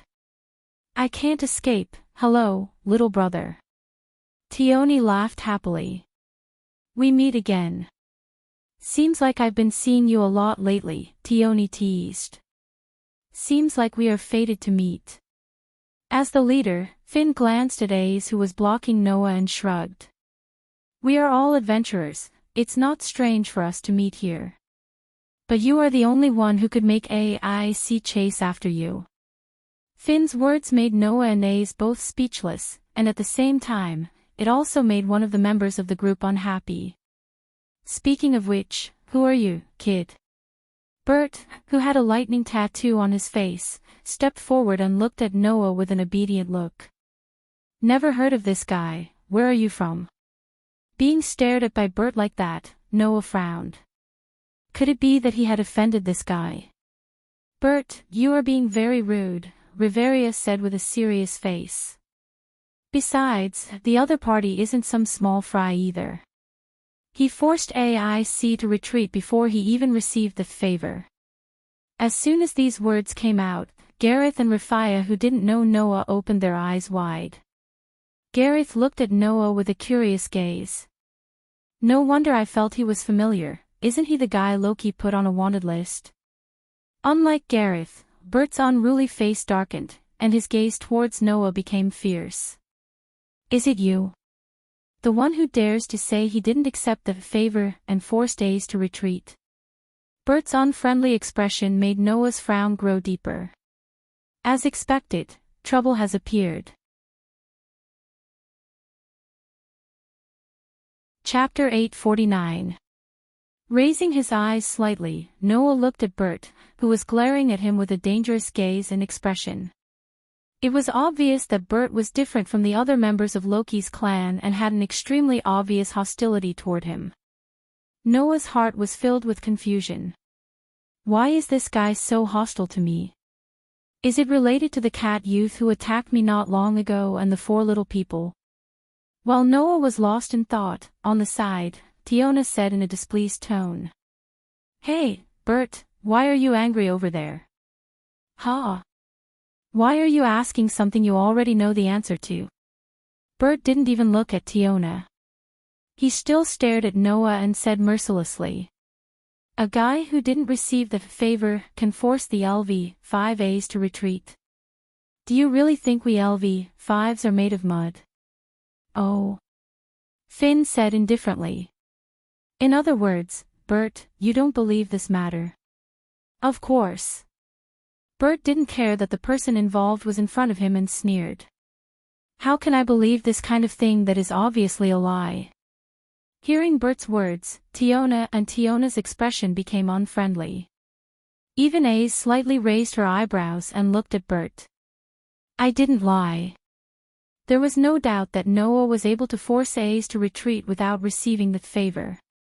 It must be Loki, Ace, Tiona, and Tiona who brought back the news of their clan. If Bert doubts this matter, doesn't that mean Ace and the others are lying? After that, we also saw his ability value.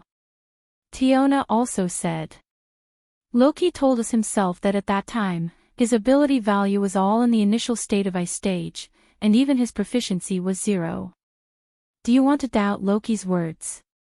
You also said that Loki told you. You don't understand the divine script, right? Bert curled his lips. That Lord God sometimes does inexplicable things. Maybe he deliberately said this for some reason. Hearing this, Ace reacted. I also understand the divine script. That one sentence made Bert wilt. If AIC could also read the sacred text, then AIC, who had personally witnessed Noah's ability, would be able to prove the truth of this matter. Bert, who knew Alice well, knew that she wouldn't lie. It would be better to say that he didn't know how to lie. Once Ace lied, it would be too easy to tell. After all, this girl was not good at expressing her emotions, nor was she good at hiding them. Embarrassed, Bert could only glare angrily at Noah. Anyway, I definitely don't believe that this guy can force AIC to retreat. If you want me to believe you, then let's have a match here. After saying that, Bert seemed to want to prove that he was serious. He pulled out the hand that had been in his pocket all this time and lifted one leg slightly. He stared at Noah, and the aura of a ferocious beast surged from his body. Noah didn't say a word. This was because Noah wanted to observe for a while why this werewolf named Bert was so hostile towards him. Moreover, Noah also wanted to know if this werewolf had anything to do with the young werewolf and the 4 werewolves that attacked him not long ago. Although he had never heard of a LV-6 werewolf in the Rocky clan, nor did he hear of 4 LV-5 werewolves in the Rocky clan, but even if he was not a Rocky clan, it did not mean that he had nothing to do with the Rocky clan. That was why Noah wanted to observe for a while and did not say anything. Now it seemed that this werewolf named Bert was just being arrogant and unruly. Reality proved that Noah's thinking was still too one-sided. That's so ugly, Bert, Tiona mocked.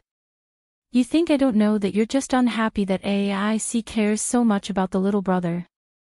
The ferocious Bert's expression froze. Noah, who noticed this, raised an eyebrow. Could it be that this werewolf called Bert was looking for trouble with him because of his relationship with AIC? Haven't you been in a bad mood for the past few days? Tiona mocked. After the fight with the little brother, AIC has been in a daze these days. After you found out that AIC was in a daze because she was thinking about the little brother, you've been very unhappy. Now you're looking for trouble with the little brother. You're really embarrassing yourself. Shut up. Stupid Amazon. Bert's face turned green and white, and he finally couldn't help but become angry. Don't tell me you believe this kind of nonsense. Can you force us LV-5 werewolves without receiving that favor? When did our LV-5 become so cheap? Hearing Bert's words, Tiona was about to retort, but Finn on the side spoke with a blank expression. Okay, that's enough. The commanding tone made Tiona and Bert shut their mouths.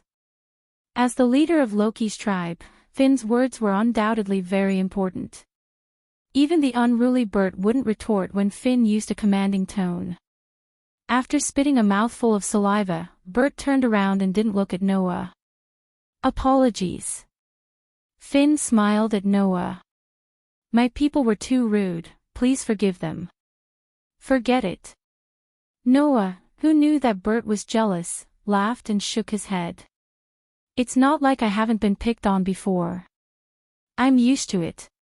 With that, Noah glanced at Bert. But, in the future, watch your mouth. You. Bert turned his head and stared at Noah. His eyes were filled with ferocity. Before Bert could say anything, Finn spoke first. Let's not talk about this. Are you preparing to enter the dungeon? Have you prepared a map this time? Finn's words made Noah feel helpless. What's wrong? Finn asked curiously. Did you encounter a difficult problem? It's considered a difficult problem. Noah sighed. The dungeon map that I have is only up to level 12. Speaking of this matter, Noah was indeed helpless. Although he had found a map of the dungeon up to level 10 in the bookstore outside, that was the limit. Because, in the dungeon, the most important thing was a map.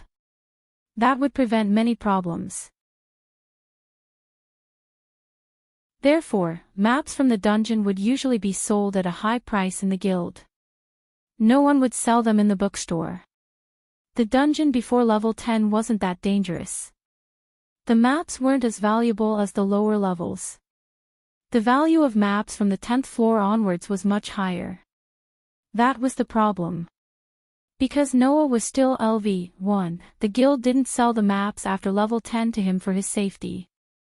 If he wanted to buy the maps of the dungeon's middle, lower, and even deeper levels, he had to be considered by the guild to be able to explore there.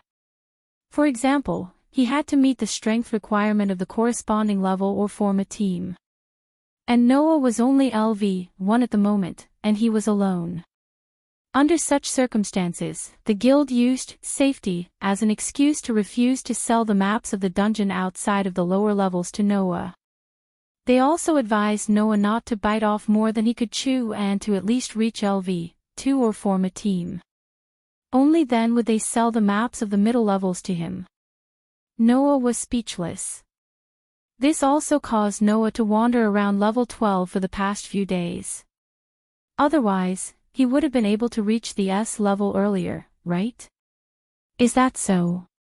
Finn's eyes flashed slightly, and then he invited. Then do you want to move with us temporarily? Move together. Noah was stunned. Move together. Even AIC and the others were stunned. We are planning to enter level 59, and we will pass through level 18 on the way, Finn said. There, some adventurers are also selling maps. You can move with us temporarily. Wait until we reach level 18 and buy the maps, then it won't be too late to move. Hearing this, Noah narrowed his eyes and stared at Finn. Finn met Noah's gaze without a trace of guilt. After a while, Noah seemed to understand something and smiled. In that case, I will have to trouble you. The smile on Finn's face deepened. We are all adventurers. You don't have to be so polite. Noah shrugged noncommittally. In this way, the next itinerary was set. Chapter 850. Underground City, Level 17. This was a floor filled with cave-like passages. Some of the surrounding walls were slightly white, while some were flashing with the color of rocks. This allowed most of the areas on this floor to have sufficient light. It even looked like they had arrived at a snowy area. It wasn't very dark. In such a floor, in one of the passageways, a furious roar echoed. Hiya! With such a roar and astonishing speed, Wargen Bert charged forward like a war chariot. As he charged, his body danced. His feet, which were clad in boots made of unknown metal, turned into flashes of light and shadow, kicking the monsters in front of him like a windmill. The monster did not even have time to make a sound before it was crushed by the metallic boots that were slightly stained with blood. Unsurprisingly, it turned into a pile of ashes. Even the magic stone was crushed, leaving nothing behind. Level 17 was the middle section of the dungeon. On this floor, a conservative estimate was that it would take a LV-2 team of about 3 people to come here. However, for a LV-5 werewolf orc, these monsters that were dangerous to LV-2 adventurers had almost no resistance. No matter how many of them there were, they were crushed in an instant without any suspense. Under such circumstances, a group of second-level adventurers, who were originally responsible for clearing monsters and centered around the LV-3 members, witnessed the violent fighting style of their first-level adventurers with their own eyes. They could only stand there dumbfounded and did not react for a long time. "What the hell is that guy doing?" Tyogny, who was walking behind them, complained. "This is only the middle level. Although we will rest for a while after reaching the 18th floor, what's the point of wasting energy here?" As a first-level adventurer in the clan, Bert, who had reached LV-5, didn't need to waste his stamina here. At LV-5, no matter how many mid-level monsters you kill, you won't get much experience points. The middle level was where LV-1 and LV-2 adventurers wandered. Since that was the case, letting the low-level members of the clan fight would give him more EXP. Bo T's way of doing things was really hard to understand. "Don't worry about him." Tiona, who was walking beside Tioni, said mercilessly. She must be venting her anger because she couldn't find fault with little brother, right? Tiona turned to the back of the group as she spoke. There, Noah was casually following at the back of the group and chatting with Finn. As for Ace and Leafia, they followed beside him. There was a special characteristic of the underground city. The further down they went, the larger the floor area became. It was said that by the time one reached the 40th floor, the area would be comparable to Eulalie's entire domain. Of course, there were some exceptional floors that did not meet this criteria. However, in principle, the underground city could still be considered as a conical structure. The floors ahead were undoubtedly smaller. Because of this, when a large-scale team of tens of people attacked the dungeon, it would be difficult for them to advance from the first level to the middle level. A large group of people moving in a narrow passage would be too crowded, just like an army marching. Even moving forward was a difficult task. Therefore, when they went on an expedition in groups, according to the usual practice, the Loki clan would divide the team into 2 or 3 groups and regroup at the predetermined floor. Therefore, as the other 2 leaders of the Loki clan, Riveria and Gareth, went to another team and led that team to delay their departure. Finn, on the other hand, led the adventurers and some members led by Ace, Tiona, Tyogny, and Bert to the 18th floor. They camped in the safety floor and waited for the arrival of Riveria and Gareth. Noah followed behind this team. While chatting with Finn, Noah kept glancing at the people around him. He was sweating profusely. Over there, Aic stared at Noah as she walked forward. She didn't look away for a moment. No, that's not right. Instead of staring at Noah, Ace's eyes were staring at Noah's back. That gaze was as if she wanted to see through Noah's clothes and take in the scene on Noah's back. It was not sharp, but it was quite persistent. And what was on Noah's back? Of course, it was naturally the favor engraved by Hastia. This girl definitely wanted to see his ability value. Although this was just a guess, Noah firmly believed it. Next to Ace, the elven girl named Leafia was really staring at Noah. However, that shouldn't be called staring, but staring, right? Maybe Noah had offended her in some way, but Leafia stared at Noah fiercely, as if Noah was a dangerous person. Her eyes were full of vigilance.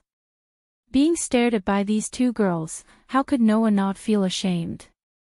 It was one thing for Bert to treat him with hostility for no reason, but now that Ace and Rafia were staring at Noah like that, Noah was once again sure of himself. Loki's spawn was a problem for Noah. Finn, on the other hand, acted as though he didn't notice anything and continued to talk. Soon, we will reach the entrance to the 18th floor. There is a floor master guarding there. Although it is only the 17th floor master, in order to not affect the ordinary members, we have to get rid of it. Floor master. Noah's attention was successfully diverted. Floor master. It was an extremely powerful monster that only appeared on certain floors of the dungeon. Its official name was Maze King. They were like bosses among monsters. Not only would they be killed, but after a few weeks or months of respawn, their strength would be 2 levels higher than the monsters on that floor. On the 17th floor, there was such a monster. Generally, the level of the monsters on the 17th floor was LV2. The level of the floor master on the 17th floor was LV4. In the case where most of the members of Loki's spawn were LV3, leaving the LV4 floor master was undoubtedly likely to cause unnecessary casualties. Instead of leaving it alone, a shrewd person like Finn would definitely choose to simply kill it. Floor master. Noah's eyes began to flicker slightly, and he also had an idea in his mind. At this time, Finn spoke. "We're here." Hearing this, Noah raised his head and looked forward. He saw that at the end of the cave-like passage, there was a very vast, huge cavern like a hole. The cavern was flat and rectangular. From the entrance to the depths of the cavern, the distance was about 200 meters, the width was about 100 meters, and the height from the floor to the ceiling was about 20 meters. It was quite vast. In such a cavern, whether it was the walls, the ceiling, or the floor, they were all formed by rough rock. Only the structure of the wall on the left was different. It was a wall that seemed to have been specially polished and was extremely flat, like a huge piece of ice. TSK. Looking at the wall, Bert, who was rushing at the front, stopped, clicked his tongue, turned his head, and shouted in Finn's direction. "The floor master's room is here. What do you think? Do you want to fight?" Bert's words made the entire Loki's spawn turn their eyes to Finn. Even Ace, who had been staring at Noah, and Rafia, who had been staring at Noah, turned their eyes to Finn, waiting for Finn's decision. Just when Finn was about to give the order without hesitation, Noah suddenly spoke. "If you don't care about the experience points of this floor master, why don't you give it to me?" Finn, who was about to give the order, stopped his hand in midair.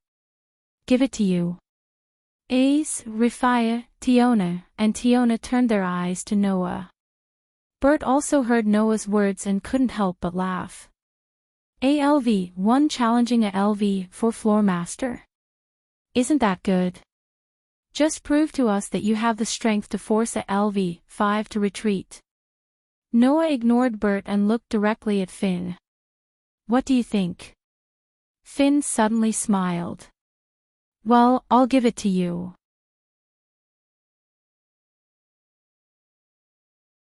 Chapter 851. When Finn agreed to let Noah take on the first boss of the dungeon, all the members of Loki's clan silently retreated, giving Noah the view of the vast hall. With Finn as the leader, the group of level 1 adventurers of Loki's clan all stared at Noah with unprecedented curiosity. They seemed to be very interested in Noah's upcoming battle. The level of the 17th floor's floor master was classified as LV4. If Noah could really take care of this floor's floor master alone, it could prove that his strength was definitely around LV5. This was also the reason why Finn invited Noah to go with them. To test the range of Noah's strength. In this regard, Noah had already expected it, so he did not refuse. After all, no matter how Finn tested, Noah's true strength was still hidden deep within his body. He would definitely not expose it in this place. Under the gaze of the group of Loki's clan, Noah lifted his feet and slowly stepped into the vast hall. Whoosh! A gust of wind from an unknown source swept across the spacious cavern, stirring up a cloud of fine dust in the entire cavern that looked like a hole. Noah walked against the wind. His footsteps did not show any confusion as he walked forward. That a water-like golden ripple fluctuated out from the space around Noah, and a gorgeous knight's sword that was blooming with golden brilliance popped out. Before that, Noah had already reached out his hand, grabbed the hilt of the golden sword, and pulled out the famous sword in the stone from his treasure vault, and pointed it diagonally to the ground. Seeing this scene, the group of people from the Rocky clan were all stunned. Sword! Rifaya exclaimed in surprise. Sword came out from the space. Speaking of which, when we first met little brother, something similar happened, right? Tiona looked at Tyogni. When little brother was about to escape, the golden ripples suddenly appeared around little brother, and he pulled out a necklace that emitted a strong light from the ripple, blocking our vision, and then little brother escaped. Now that you mention it, it seems to be true. Tyogni seemed to have remembered. Is that the effect of some magic or item? Finn and Bert did not say anything, they just looked at Noah's gradually moving back, as if they did not want to miss any details. AIC, in particular, stared at Noah with her beautiful, almost transparent eyes. She didn't even blink. Under such circumstances, Noah suddenly stopped his footsteps. Crack! At this time, a cracking sound was heard. The group of Loki's clan members held their breaths, and their eyes suddenly turned to the wall. It was an extremely flat wall that seemed to be made of ice. Podgy! Podgy podgy, cracking sounds could be heard from the wall. From top to bottom, a huge crack appeared on the wall as if it had been split open. Piak, piak, piak. The sound grew louder and louder, causing the cracking sound to gradually become an extremely heavy sound wave. It shook the entire cavern, causing the ground of the cavern to tremble slightly. In the next instant, the cracks reached their limit. Bang! Accompanied by a loud shattering sound, the huge wall directly burst open, turning into ice-like rocks that gradually collapsed and rolled to the ground, making a loud bang and raising a cloud of dust. Soon after, everyone present saw it. Inside the wall that had exploded, there was a colossal object within the flying sand and dust. It was a humanoid creature with grayish-brown skin and long black hair that reached to the base of its neck. It was about 7 or 8 meters tall. The gigantic creature suddenly opened its eyes. The whites of its eyes were completely black, like those of a demon. Woo woo woo woo woo woo. It was like crying, but it shook the entire atmosphere and turned into a shock wave. A roar that shook the air was released from the mouth of the dark giant. That was the floor master of the 17th floor. Goliath. Bang! The huge monster named Goliath broke through the wall, and with a brutal aura, like a moving mountain, it charged in the direction of Noah. Gazing at the attacking giant and feeling the earth being shaken by the giant's charge, Noah's eyes flashed with a glint. Bang! In the next moment, the human, who was completely disproportionate to the giant's size, stomped on the ground. In a heavy muffled sound, he did not retreat but rushed toward the attacking giant. Not long after, 2 figures, one big and one small, suddenly came into contact. Dong! Shocking shockwaves spread out at the same time, blowing in all directions. That was the aftermath of Goliath's huge fist landing on the ground. That attack power, in terms of the strength item of ability value, was definitely above any LV5 or even LV6 or above. This was not strange at all. Although in terms of level classification, Goliath's level was only LV4, just like how the boss in the game could not be weaker than players of the same level in terms of attributes. In terms of physical ability alone, Goliath was definitely stronger than any LV5 or even LV6. However, even so, in terms of overall strength, Goliath's level was still only LV4. Therefore, the dominance of the battle was almost seized by Noah in an instant. Swish! After Goliath's attack, it could be said to be fierce. In addition to attacking, the golden sword drew a sword shadow, like a sword curtain, shrouding the direction of Goliath. Poochie! Poochie! Poochie! Without any surprise, the blade of the golden sword of victory, Caliban, which was definitely the highest level above level A, cut through Goliath's thick skin. Woo! Woo! Woo! Woo! Goliath let out a painful roar. The pupils of Finn and the other level 1 adventurers who were watching all shrank. So fast. AIC's expression was also dignified. Noah's sword was really too fast. It was so fast that the group of level 1 adventurers could barely see the blade. But the more amazing thing was still to come. Compared to Goliath, the unbelievably small human held a sword that glowed with a golden light. Like a whirlwind, he moved around Goliath. The sword in his hand thrust forward, flicked upward, and slashed vertically. Every strike was extremely fierce, like a storm. Poochie! Poochie! Poochie! Every time the blade collided with the giant's body, a piece of skin on the giant's body would be cleanly cut, turning into a wound that oozed blood, causing the dark giant to roar in pain again and again. The exquisite sword skills made AIC, who was also a sword expert, feel as if she had found a treasure. She was intoxicated as she watched. Finn, who was the most careful observer of the battle, found something and frowned. No, the wound is still too shallow, indeed. Although Noah's attack was extremely sharp, and the weapon was also the highest level, Goliath's body was so big that the slash that could cause fatal injuries to ordinary people could only leave a shallow wound on his skin. This was the advantage of having a huge body. However, there were advantages and disadvantages.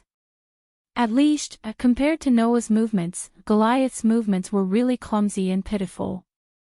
It was also because of this that Goliath was only at level 4. Woo! Woo! Woo! Woo! Woo!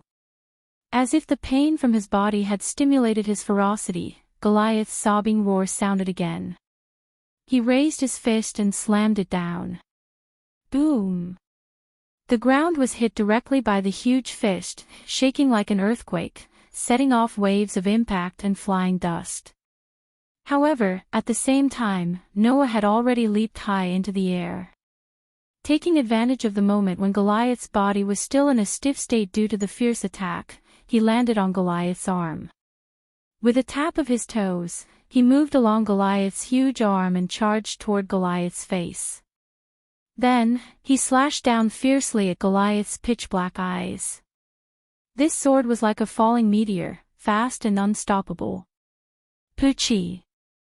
After the familiar cutting sound, a huge wound was left on Goliath's face. A huge wound that almost covered the entire face. Chapter 852. Woo woo woo woo woo woo. When the huge wound that almost covered Goliath's entire face and looked like it had split his head in half appeared on his face, Goliath's voice finally carried an extremely obvious pain. However, this attack had also completely aroused the ferocity in Goliath's heart, causing him to roar repeatedly as he crazily smashed his fists into the ground. Suddenly, the entire ground began to tremble. Loud, muffled sounds continued to reverberate in the air, setting off waves of wind and dust that filled every corner. Even so, compared to the pitch-black giant, the tiny human was still nimbly moving his body, tangling with the giant, dodging the incoming heavy punches. Like a sword dance, he slashed down with lightning speed, adding new wounds to the pitch-black giant's body. Looking at the rather shocking scene, the group of adventurers of Loki's clan were already speechless, and all their attention was drawn away. Only Finn remained calm. He glanced at Bert, who had a serious expression on his face. "Bo-te, do you still doubt his strength?" "Humph," Werewolf Bert didn't say anything. He only snorted coldly and didn't deny Noah's claims. "You're so strong, sweetie." Even Tiona couldn't help but praise.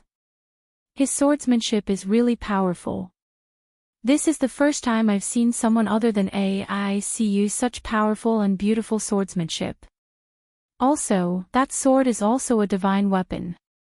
Tioni turned his attention to Noah's sword in the stone. "Goliath's skin is very thick. To be able to cut through such thick skin without much effort, that weapon is definitely comparable to a level 1 weapon used by a level 1 adventurer, right?" "Even so, Miss AIC won't lose to a guy like that." Rafia turned around, looking like she would always be on AIC's side.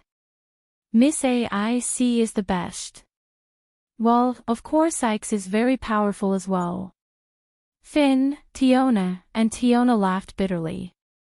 AIC, on the other hand, didn't care about the opinions of others. She was still staring at Noah, who was entangled with the giant. If one looked closely, they would discover that. Unknowingly, one of AIC's hands had involuntarily reached for the sword at her waist. Woo woo woo woo woo woo. On the other side, Goliath's unique roar, which sounded like he was crying, was also constantly ringing out. He quickly smashed his fist down, and the huge force brought about a strong wind that was strong enough to blow down trees. Bang! It was still the same dull and loud sound. Goliath's fist couldn't touch Noah at all, and Noah easily dodged it.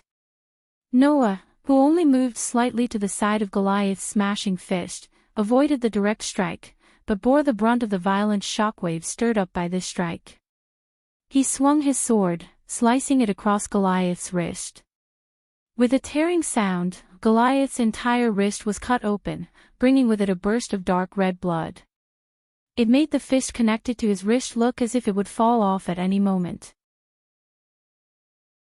It was extremely ghastly. Woo woo woo woo woo woo. Goliath let out a roar, and suddenly attacked with his other fist. It was like a huge rock falling from the sky, bringing with it a whistling sound as it fell on Noah's head. However, Noah, who had basically gotten used to Goliath's attack frequency, didn't choose to dodge this time. Instead, he nimbly turned around, stretched out his empty hand, and incredibly attached it to Goliath's arm. When Goliath withdrew his fist, he was pulled up together with Goliath's arm. Clang! The next moment, the strike turned into a dazzling golden moon arc, bringing with it an incessant sword sound, and fiercely fell on Goliath's arm. Poochie! This time, the tearing sound was louder than any of the previous strikes, and the splashing blood was thicker than any of the previous strikes. Under that dazzling golden moon arc, Goliath's entire arm was cut off, and with a boom, it fell to the ground. Woo woo woo woo woo woo. His arm was cut off by Noah all of a sudden, making Goliath issue a heart-wrenching scream. It had to be said that in terms of basic ability value, Goliath's strength and durability were extremely outstanding, even LV6 adventurers couldn't reach them. However, in the two basic ability values of dexterity and agility, Goliath may not even be as good as LV2 adventurers. With such a huge difference in physical ability, Goliath was destined to only be a meat shield. In the face of a skilled opponent like Noah, he could only take a beating. Under the severe pain, Goliath knelt on the ground with one knee, but he let the broken arm flow with thick blood. The remaining fist was like a giant stick sweeping out, madly waving in the direction of Noah. At this time, Noah, who was trying his best to cut off one of Goliath's arms, had already let go of the arm when it fell to the ground, and was completely powerless in the air. Therefore, in the face of the wildly sweeping giant arm, Noah could only twist his body, letting his whole upper body bend down. Woo! Goliath's huge arm directly swept past Noah's face, and the turbulent airflow on it even blew off some of Noah's hair. And that huge turbulence also lifted Noah's body, making him somersault a few times in the air, and was instead blown into the air higher than Goliath. Woo woo woo woo woo. A loud and harsh roar resounded throughout the cave. In the air, Noah looked down at Goliath, who was kneeling on one knee on the ground, finally using his empty hand to hold his broken arm, and letting out a roar full of anger, pain, ferocity, and madness. Noah's dark and deep eyes fluctuated with a frightening expression. Then, "It's time to end this." After saying that, Noah suddenly tightened his grip on the sword and the stone. Clang! The body of the sword and the stone, which was flowing with a golden radiance, suddenly burst out with a dazzling golden light. The Night King Artoria's holy sword was known as the strongest holy sword of mankind. The real name of the sword of Excalibur was the noble phantasm's real name. After it was released, it could transform the owner's magic into light, and then be released from the front of the holy sword like a beam of light, turning into a true slash made of light, destroying everything in its path. Because of its scale and destructive power, it was classified as a noble phantasm that was more powerful than a noble phantasm. And if the noble phantasm named Excalibur's ability was to release a slash like a flood of light, then the noble phantasm named Caliban's ability was to turn itself into light. Therefore, at this moment, the Caliban in Noah's hand became a beam of light. Caliban, the golden sword of victory. The moment the noble phantasm's real name was released, a dazzling golden light fell from the sky at a speed faster than the speed of sound, like a falling meteor, cutting through the air and space, flashing through the air. Then, it fell into Goliath's huge roaring mouth. Poochie! The meteor-like vortex of light fiercely pierced through Goliath's mouth. Goliath's roaring came to an abrupt end. Poochie poochie! A large amount of blood gushed out from Goliath's pierced mouth like a fountain. Then, Goliath's body began to gradually lose its color, and its aura was also constantly flowing out of Goliath's body until it was completely annihilated. Pang! Goliath's huge body, which was 7 or 8 meters tall, suddenly turned into ashes and scattered on the ground. What followed was a magic stone that was as tall as a person. It was as big as a rock, and it fell heavily to the ground. Wielding the sword and the stone, Noah slowly floated down from the sky filled with ashes. It did not take long for him to land before the huge magic stone that was as big as a rock. Behind him was a huge crystal. Around him was a sky full of ashes. In such a scene, the tall and straight figure standing in the center made everyone sluggish, falling into a state of absent-mindedness.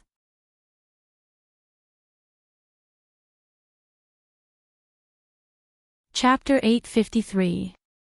Who? The wind once again blew through the huge cavern, slowly blowing away the pile of ashes that was Goliath's body.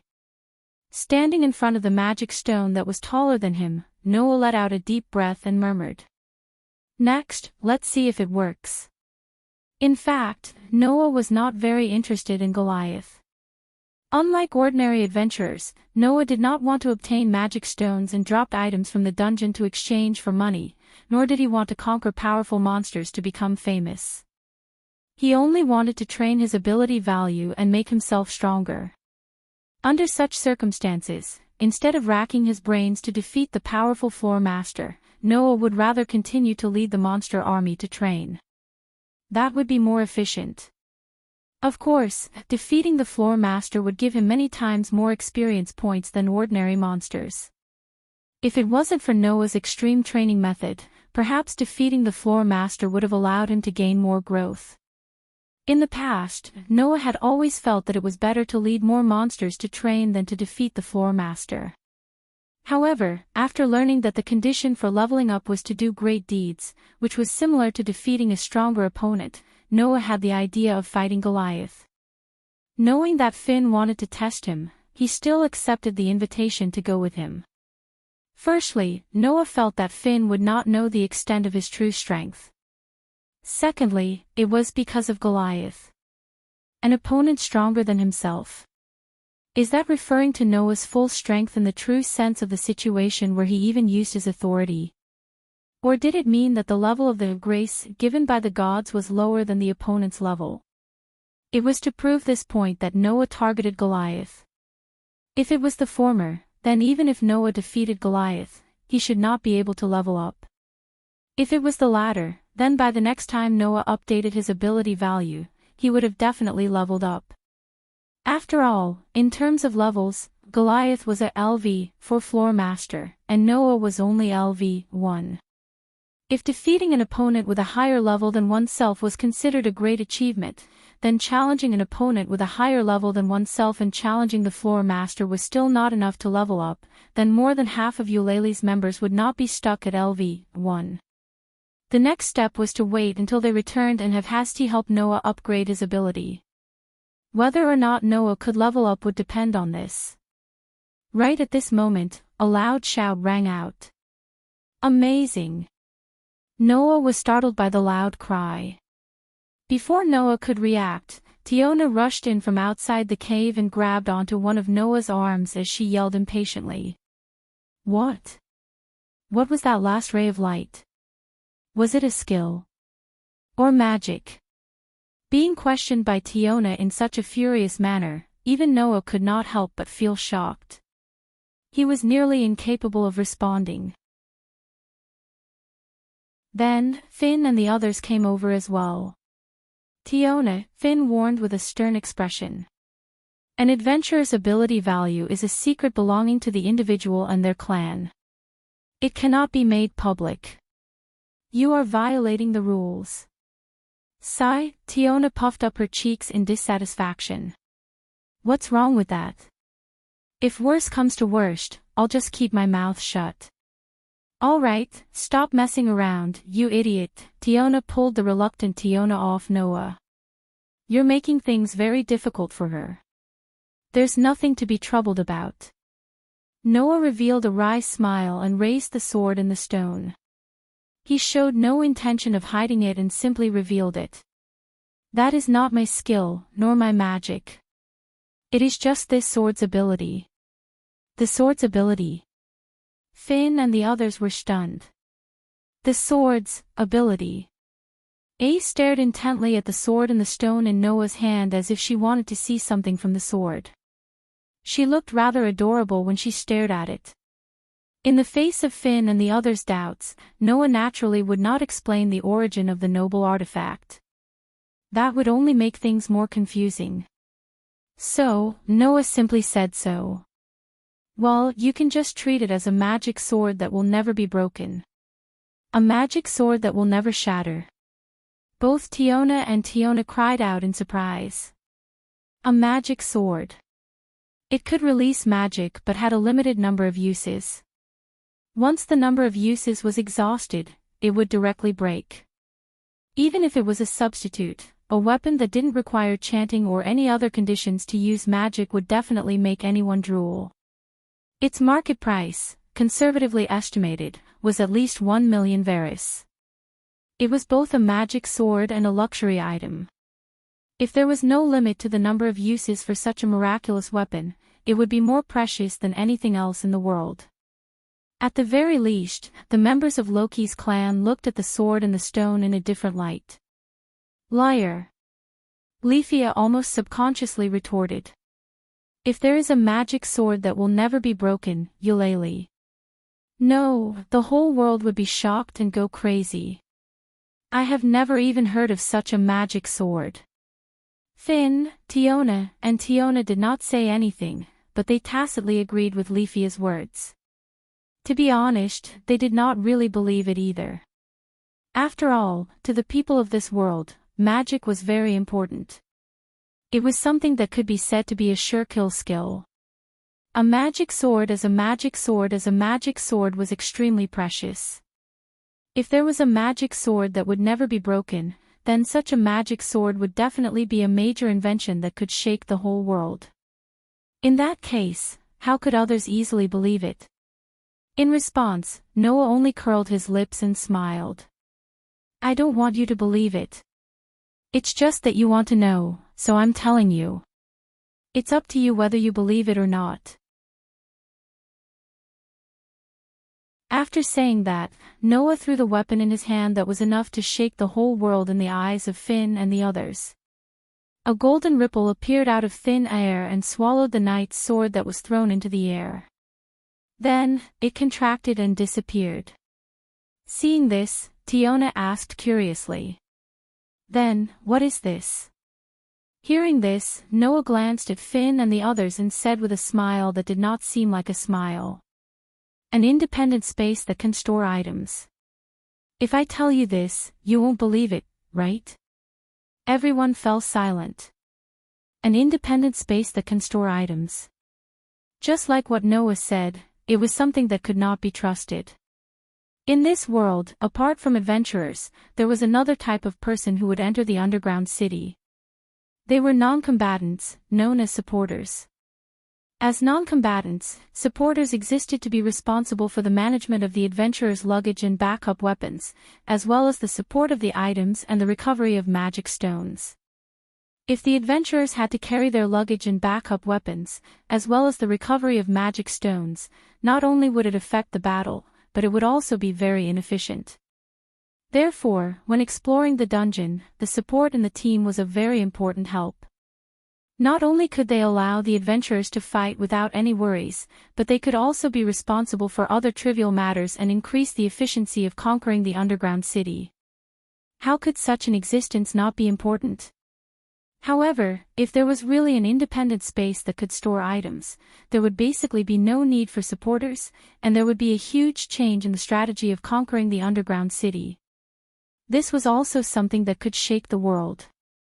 Who would be willing to believe it unconditionally? Let's not talk about this anymore, Finn said with a smile as he suppressed his various thoughts in his heart. Let's go to level 18 and have a good rest. Noah waved his hands to show that it was not a problem. Hey, little brother. Tiona pointed at the huge arm that had fallen to the ground not far away and did not disappear with Goliath.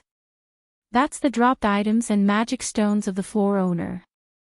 It's very valuable and can definitely make you a huge profit. How are you going to deal with it? The dropped items and magic stones of the floor owner. Noah nodded. That's worth retrieving. As soon as he finished speaking, Noah waved his hand. Two huge golden ripples suddenly fluctuated between Goliath's arm and the magic stone, causing the two items to sink and disappear. Looking at this scene, everyone's eyes flickered, and they remained silent. Could there really be an independent space in this world that could store items?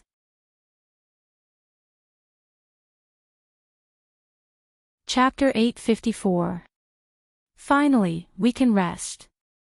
After passing through the slanted cave, Tiona immediately stretched her body. The members of the Rocky tribe heaved a sigh of relief, and the tense expressions on their faces began to relax. Noah, who was walking at the back of the team, looked forward through the cavernous passage.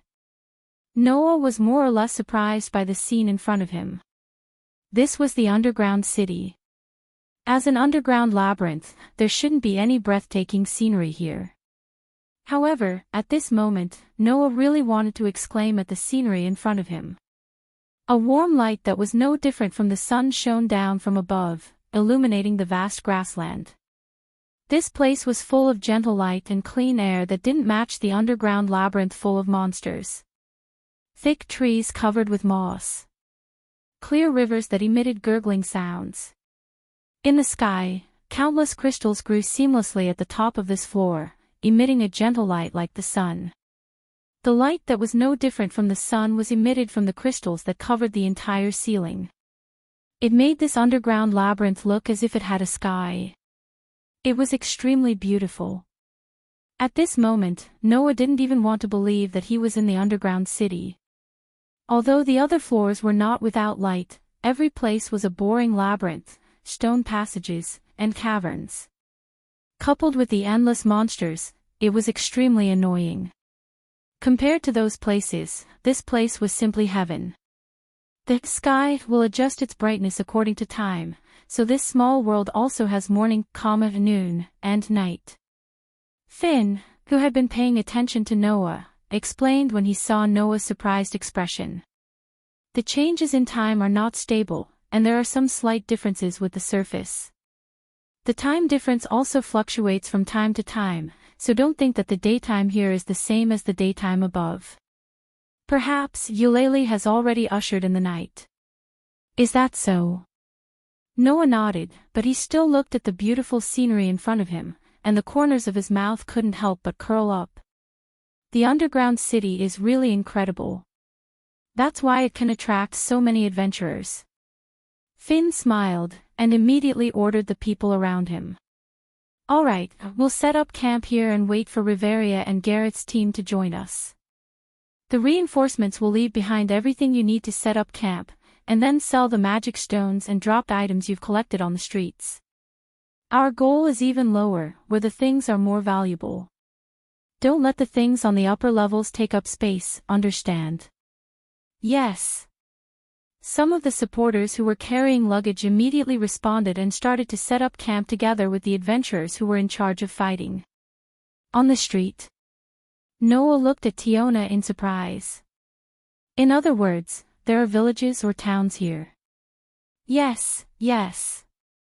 Tiona nodded.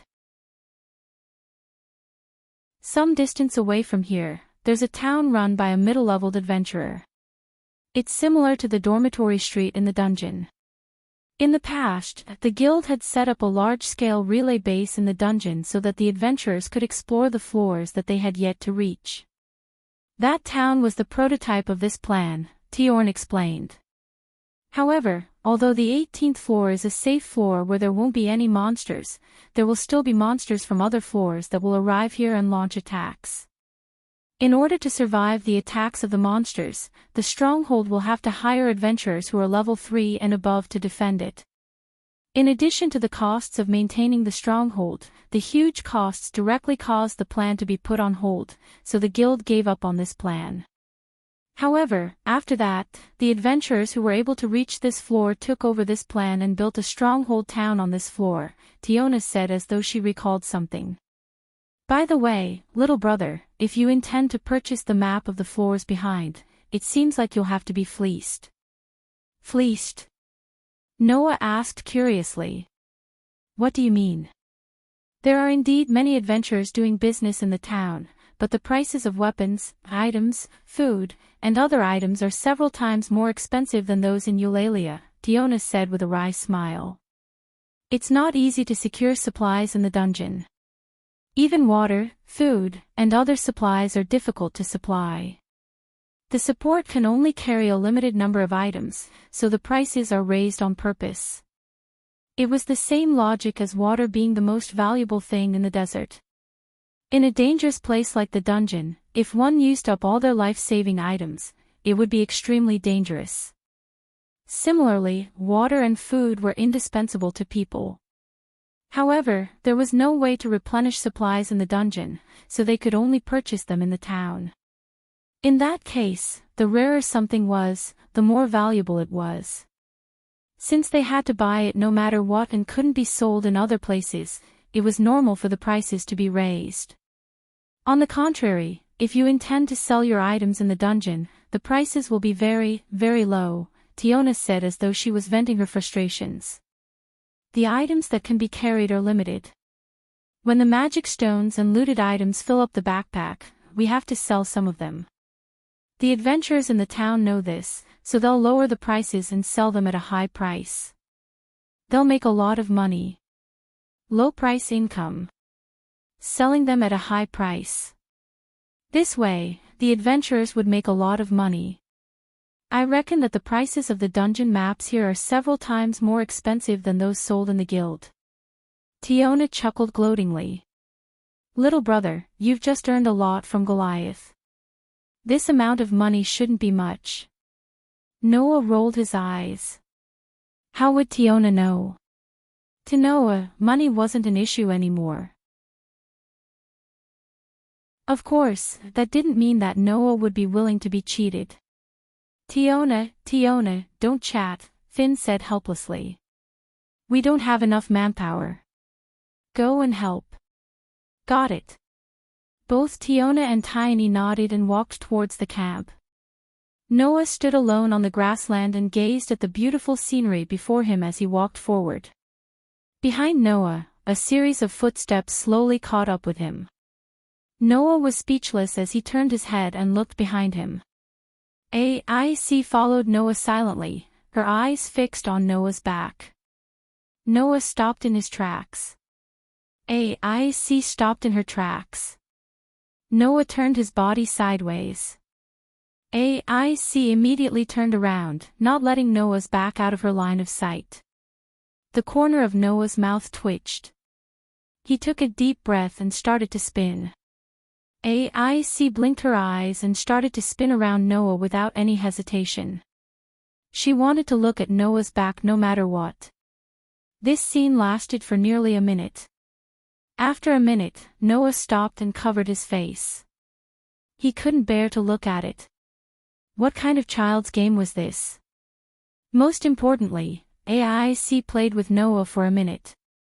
Could it be that under A.I.C.'s beautiful appearance and impressive strength, there was a heart full of childishness hidden under her childishness? Natural. This girl, could it be that she's a natural airhead? With a bitter expression, Noah looked at A.I.C. inside. Do you really want to see my ability value that much? A.I.C. was startled. Although her expression didn't change, there was a hint of surprise in her eyes as if she was saying, "How did you know?" Thus, Noah was sure. This girl, there's definitely something wrong with her. With such an obvious reaction, it's easy to guess right.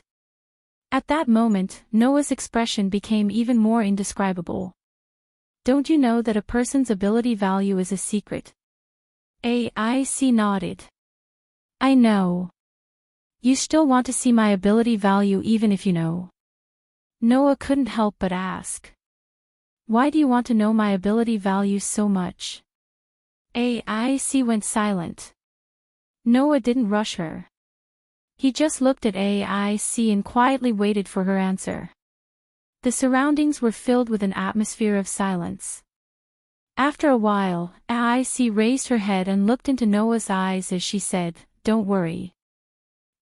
Why are you so strong?"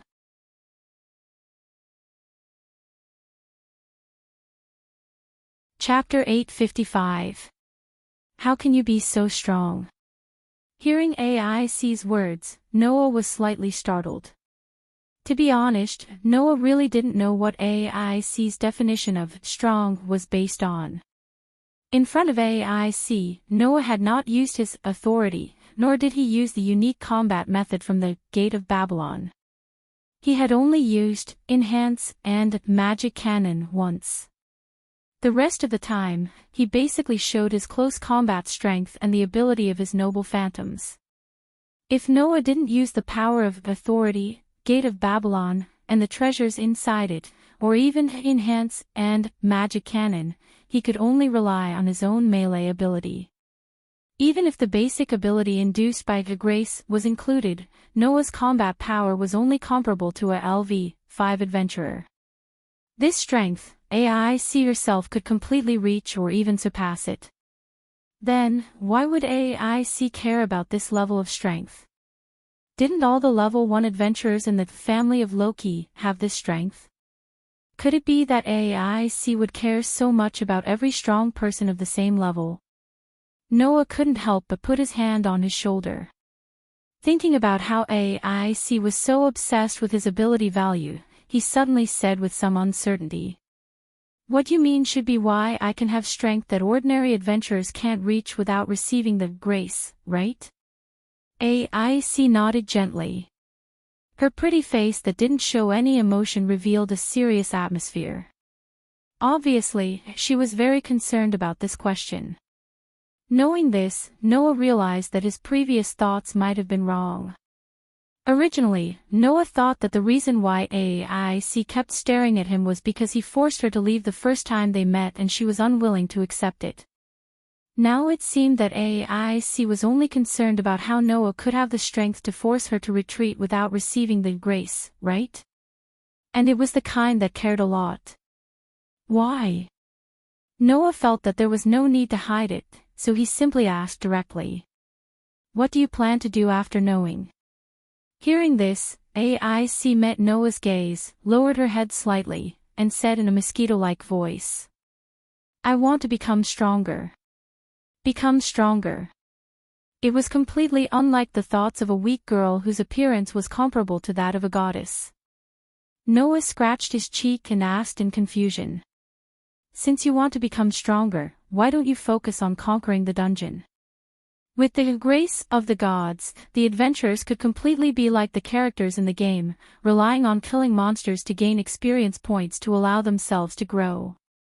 This didn't mean that the only way to become stronger was to kill monsters and level up, but it was undoubtedly a good shortcut.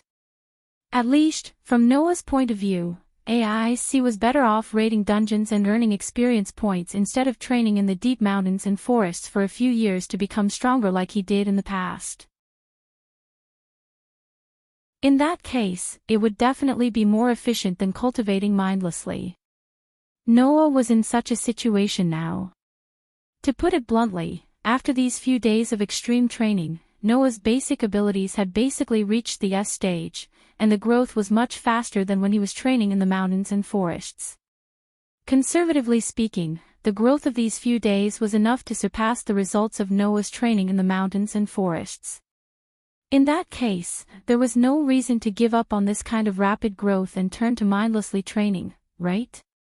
It was a pity that Noah had forgotten. The so-called grace of the gods was just a catalyst that allowed the recipient to gain experience points to draw out the possibility in the body. If the possibility in a person's body was not high, then no matter how many monsters were killed and how much experience points were gained, they would not be able to grow. This was the reason why there were so many adventurers in Eulalia. There were people raiding dungeons every day, people killing monsters every day, and people gaining experience points every day. But there were only those who were truly strong.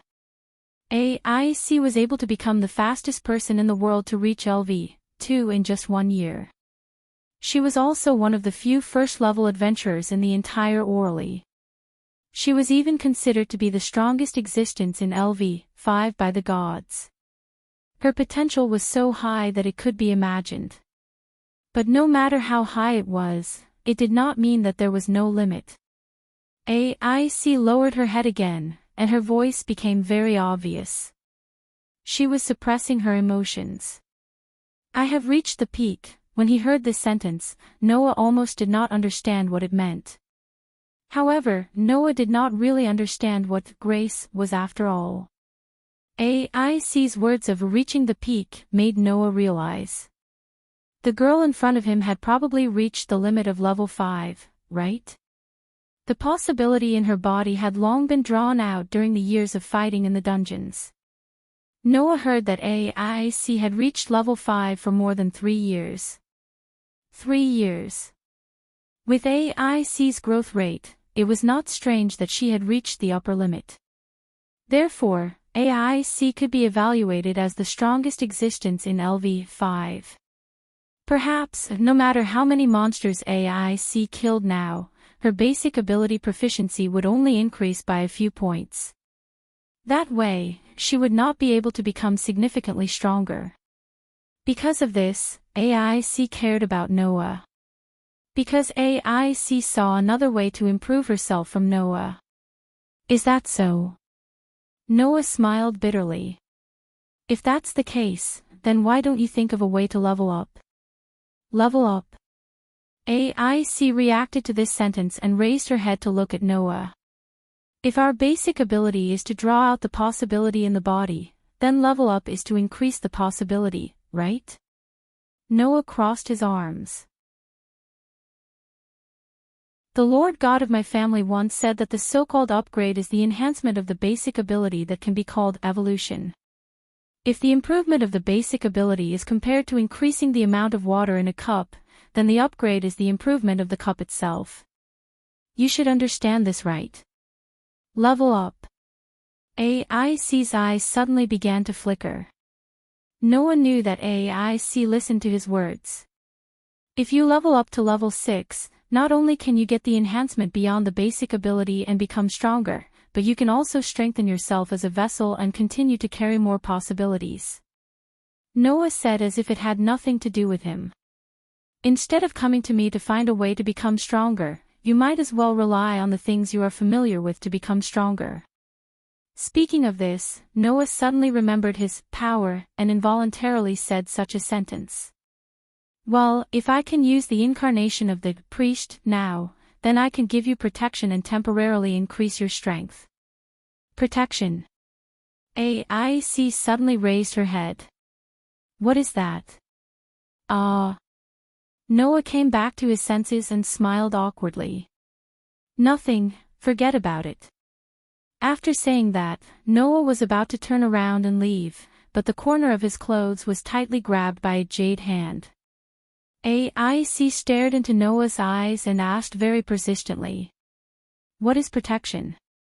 Noah's mouth twitched. While regretting his slip of the tongue, he couldn't help but look at AIC's lips. One of the powers of Noah's 10 incarnations was the priest. In addition to being able to give the power of language and text, it could also give protection to others. If the ability to protect AIC was used, then the protection refined by the power of the curse could become AIC's reliance. Before the power was exhausted, it could strengthen AIC's strength. However, it must be done by directly injecting it into the body of the target. To put it simply, it was kissing. Because of this, Noah subconsciously looked at AIC's lips that were close to him. On the other hand, Ace grabbed the corner of Noah's shirt tightly and stared at him. Her beautiful face inched closer to Noah's. The distance between a man and a woman's face was extremely short. As long as one of them slightly moved forward, they would be able to capture the other's lips. Not to mention Noah and AIC, from an outsider's point of view, these two people were looking at each other affectionately and were about to kiss. Thus, a hysterical voice rang out. Stop it.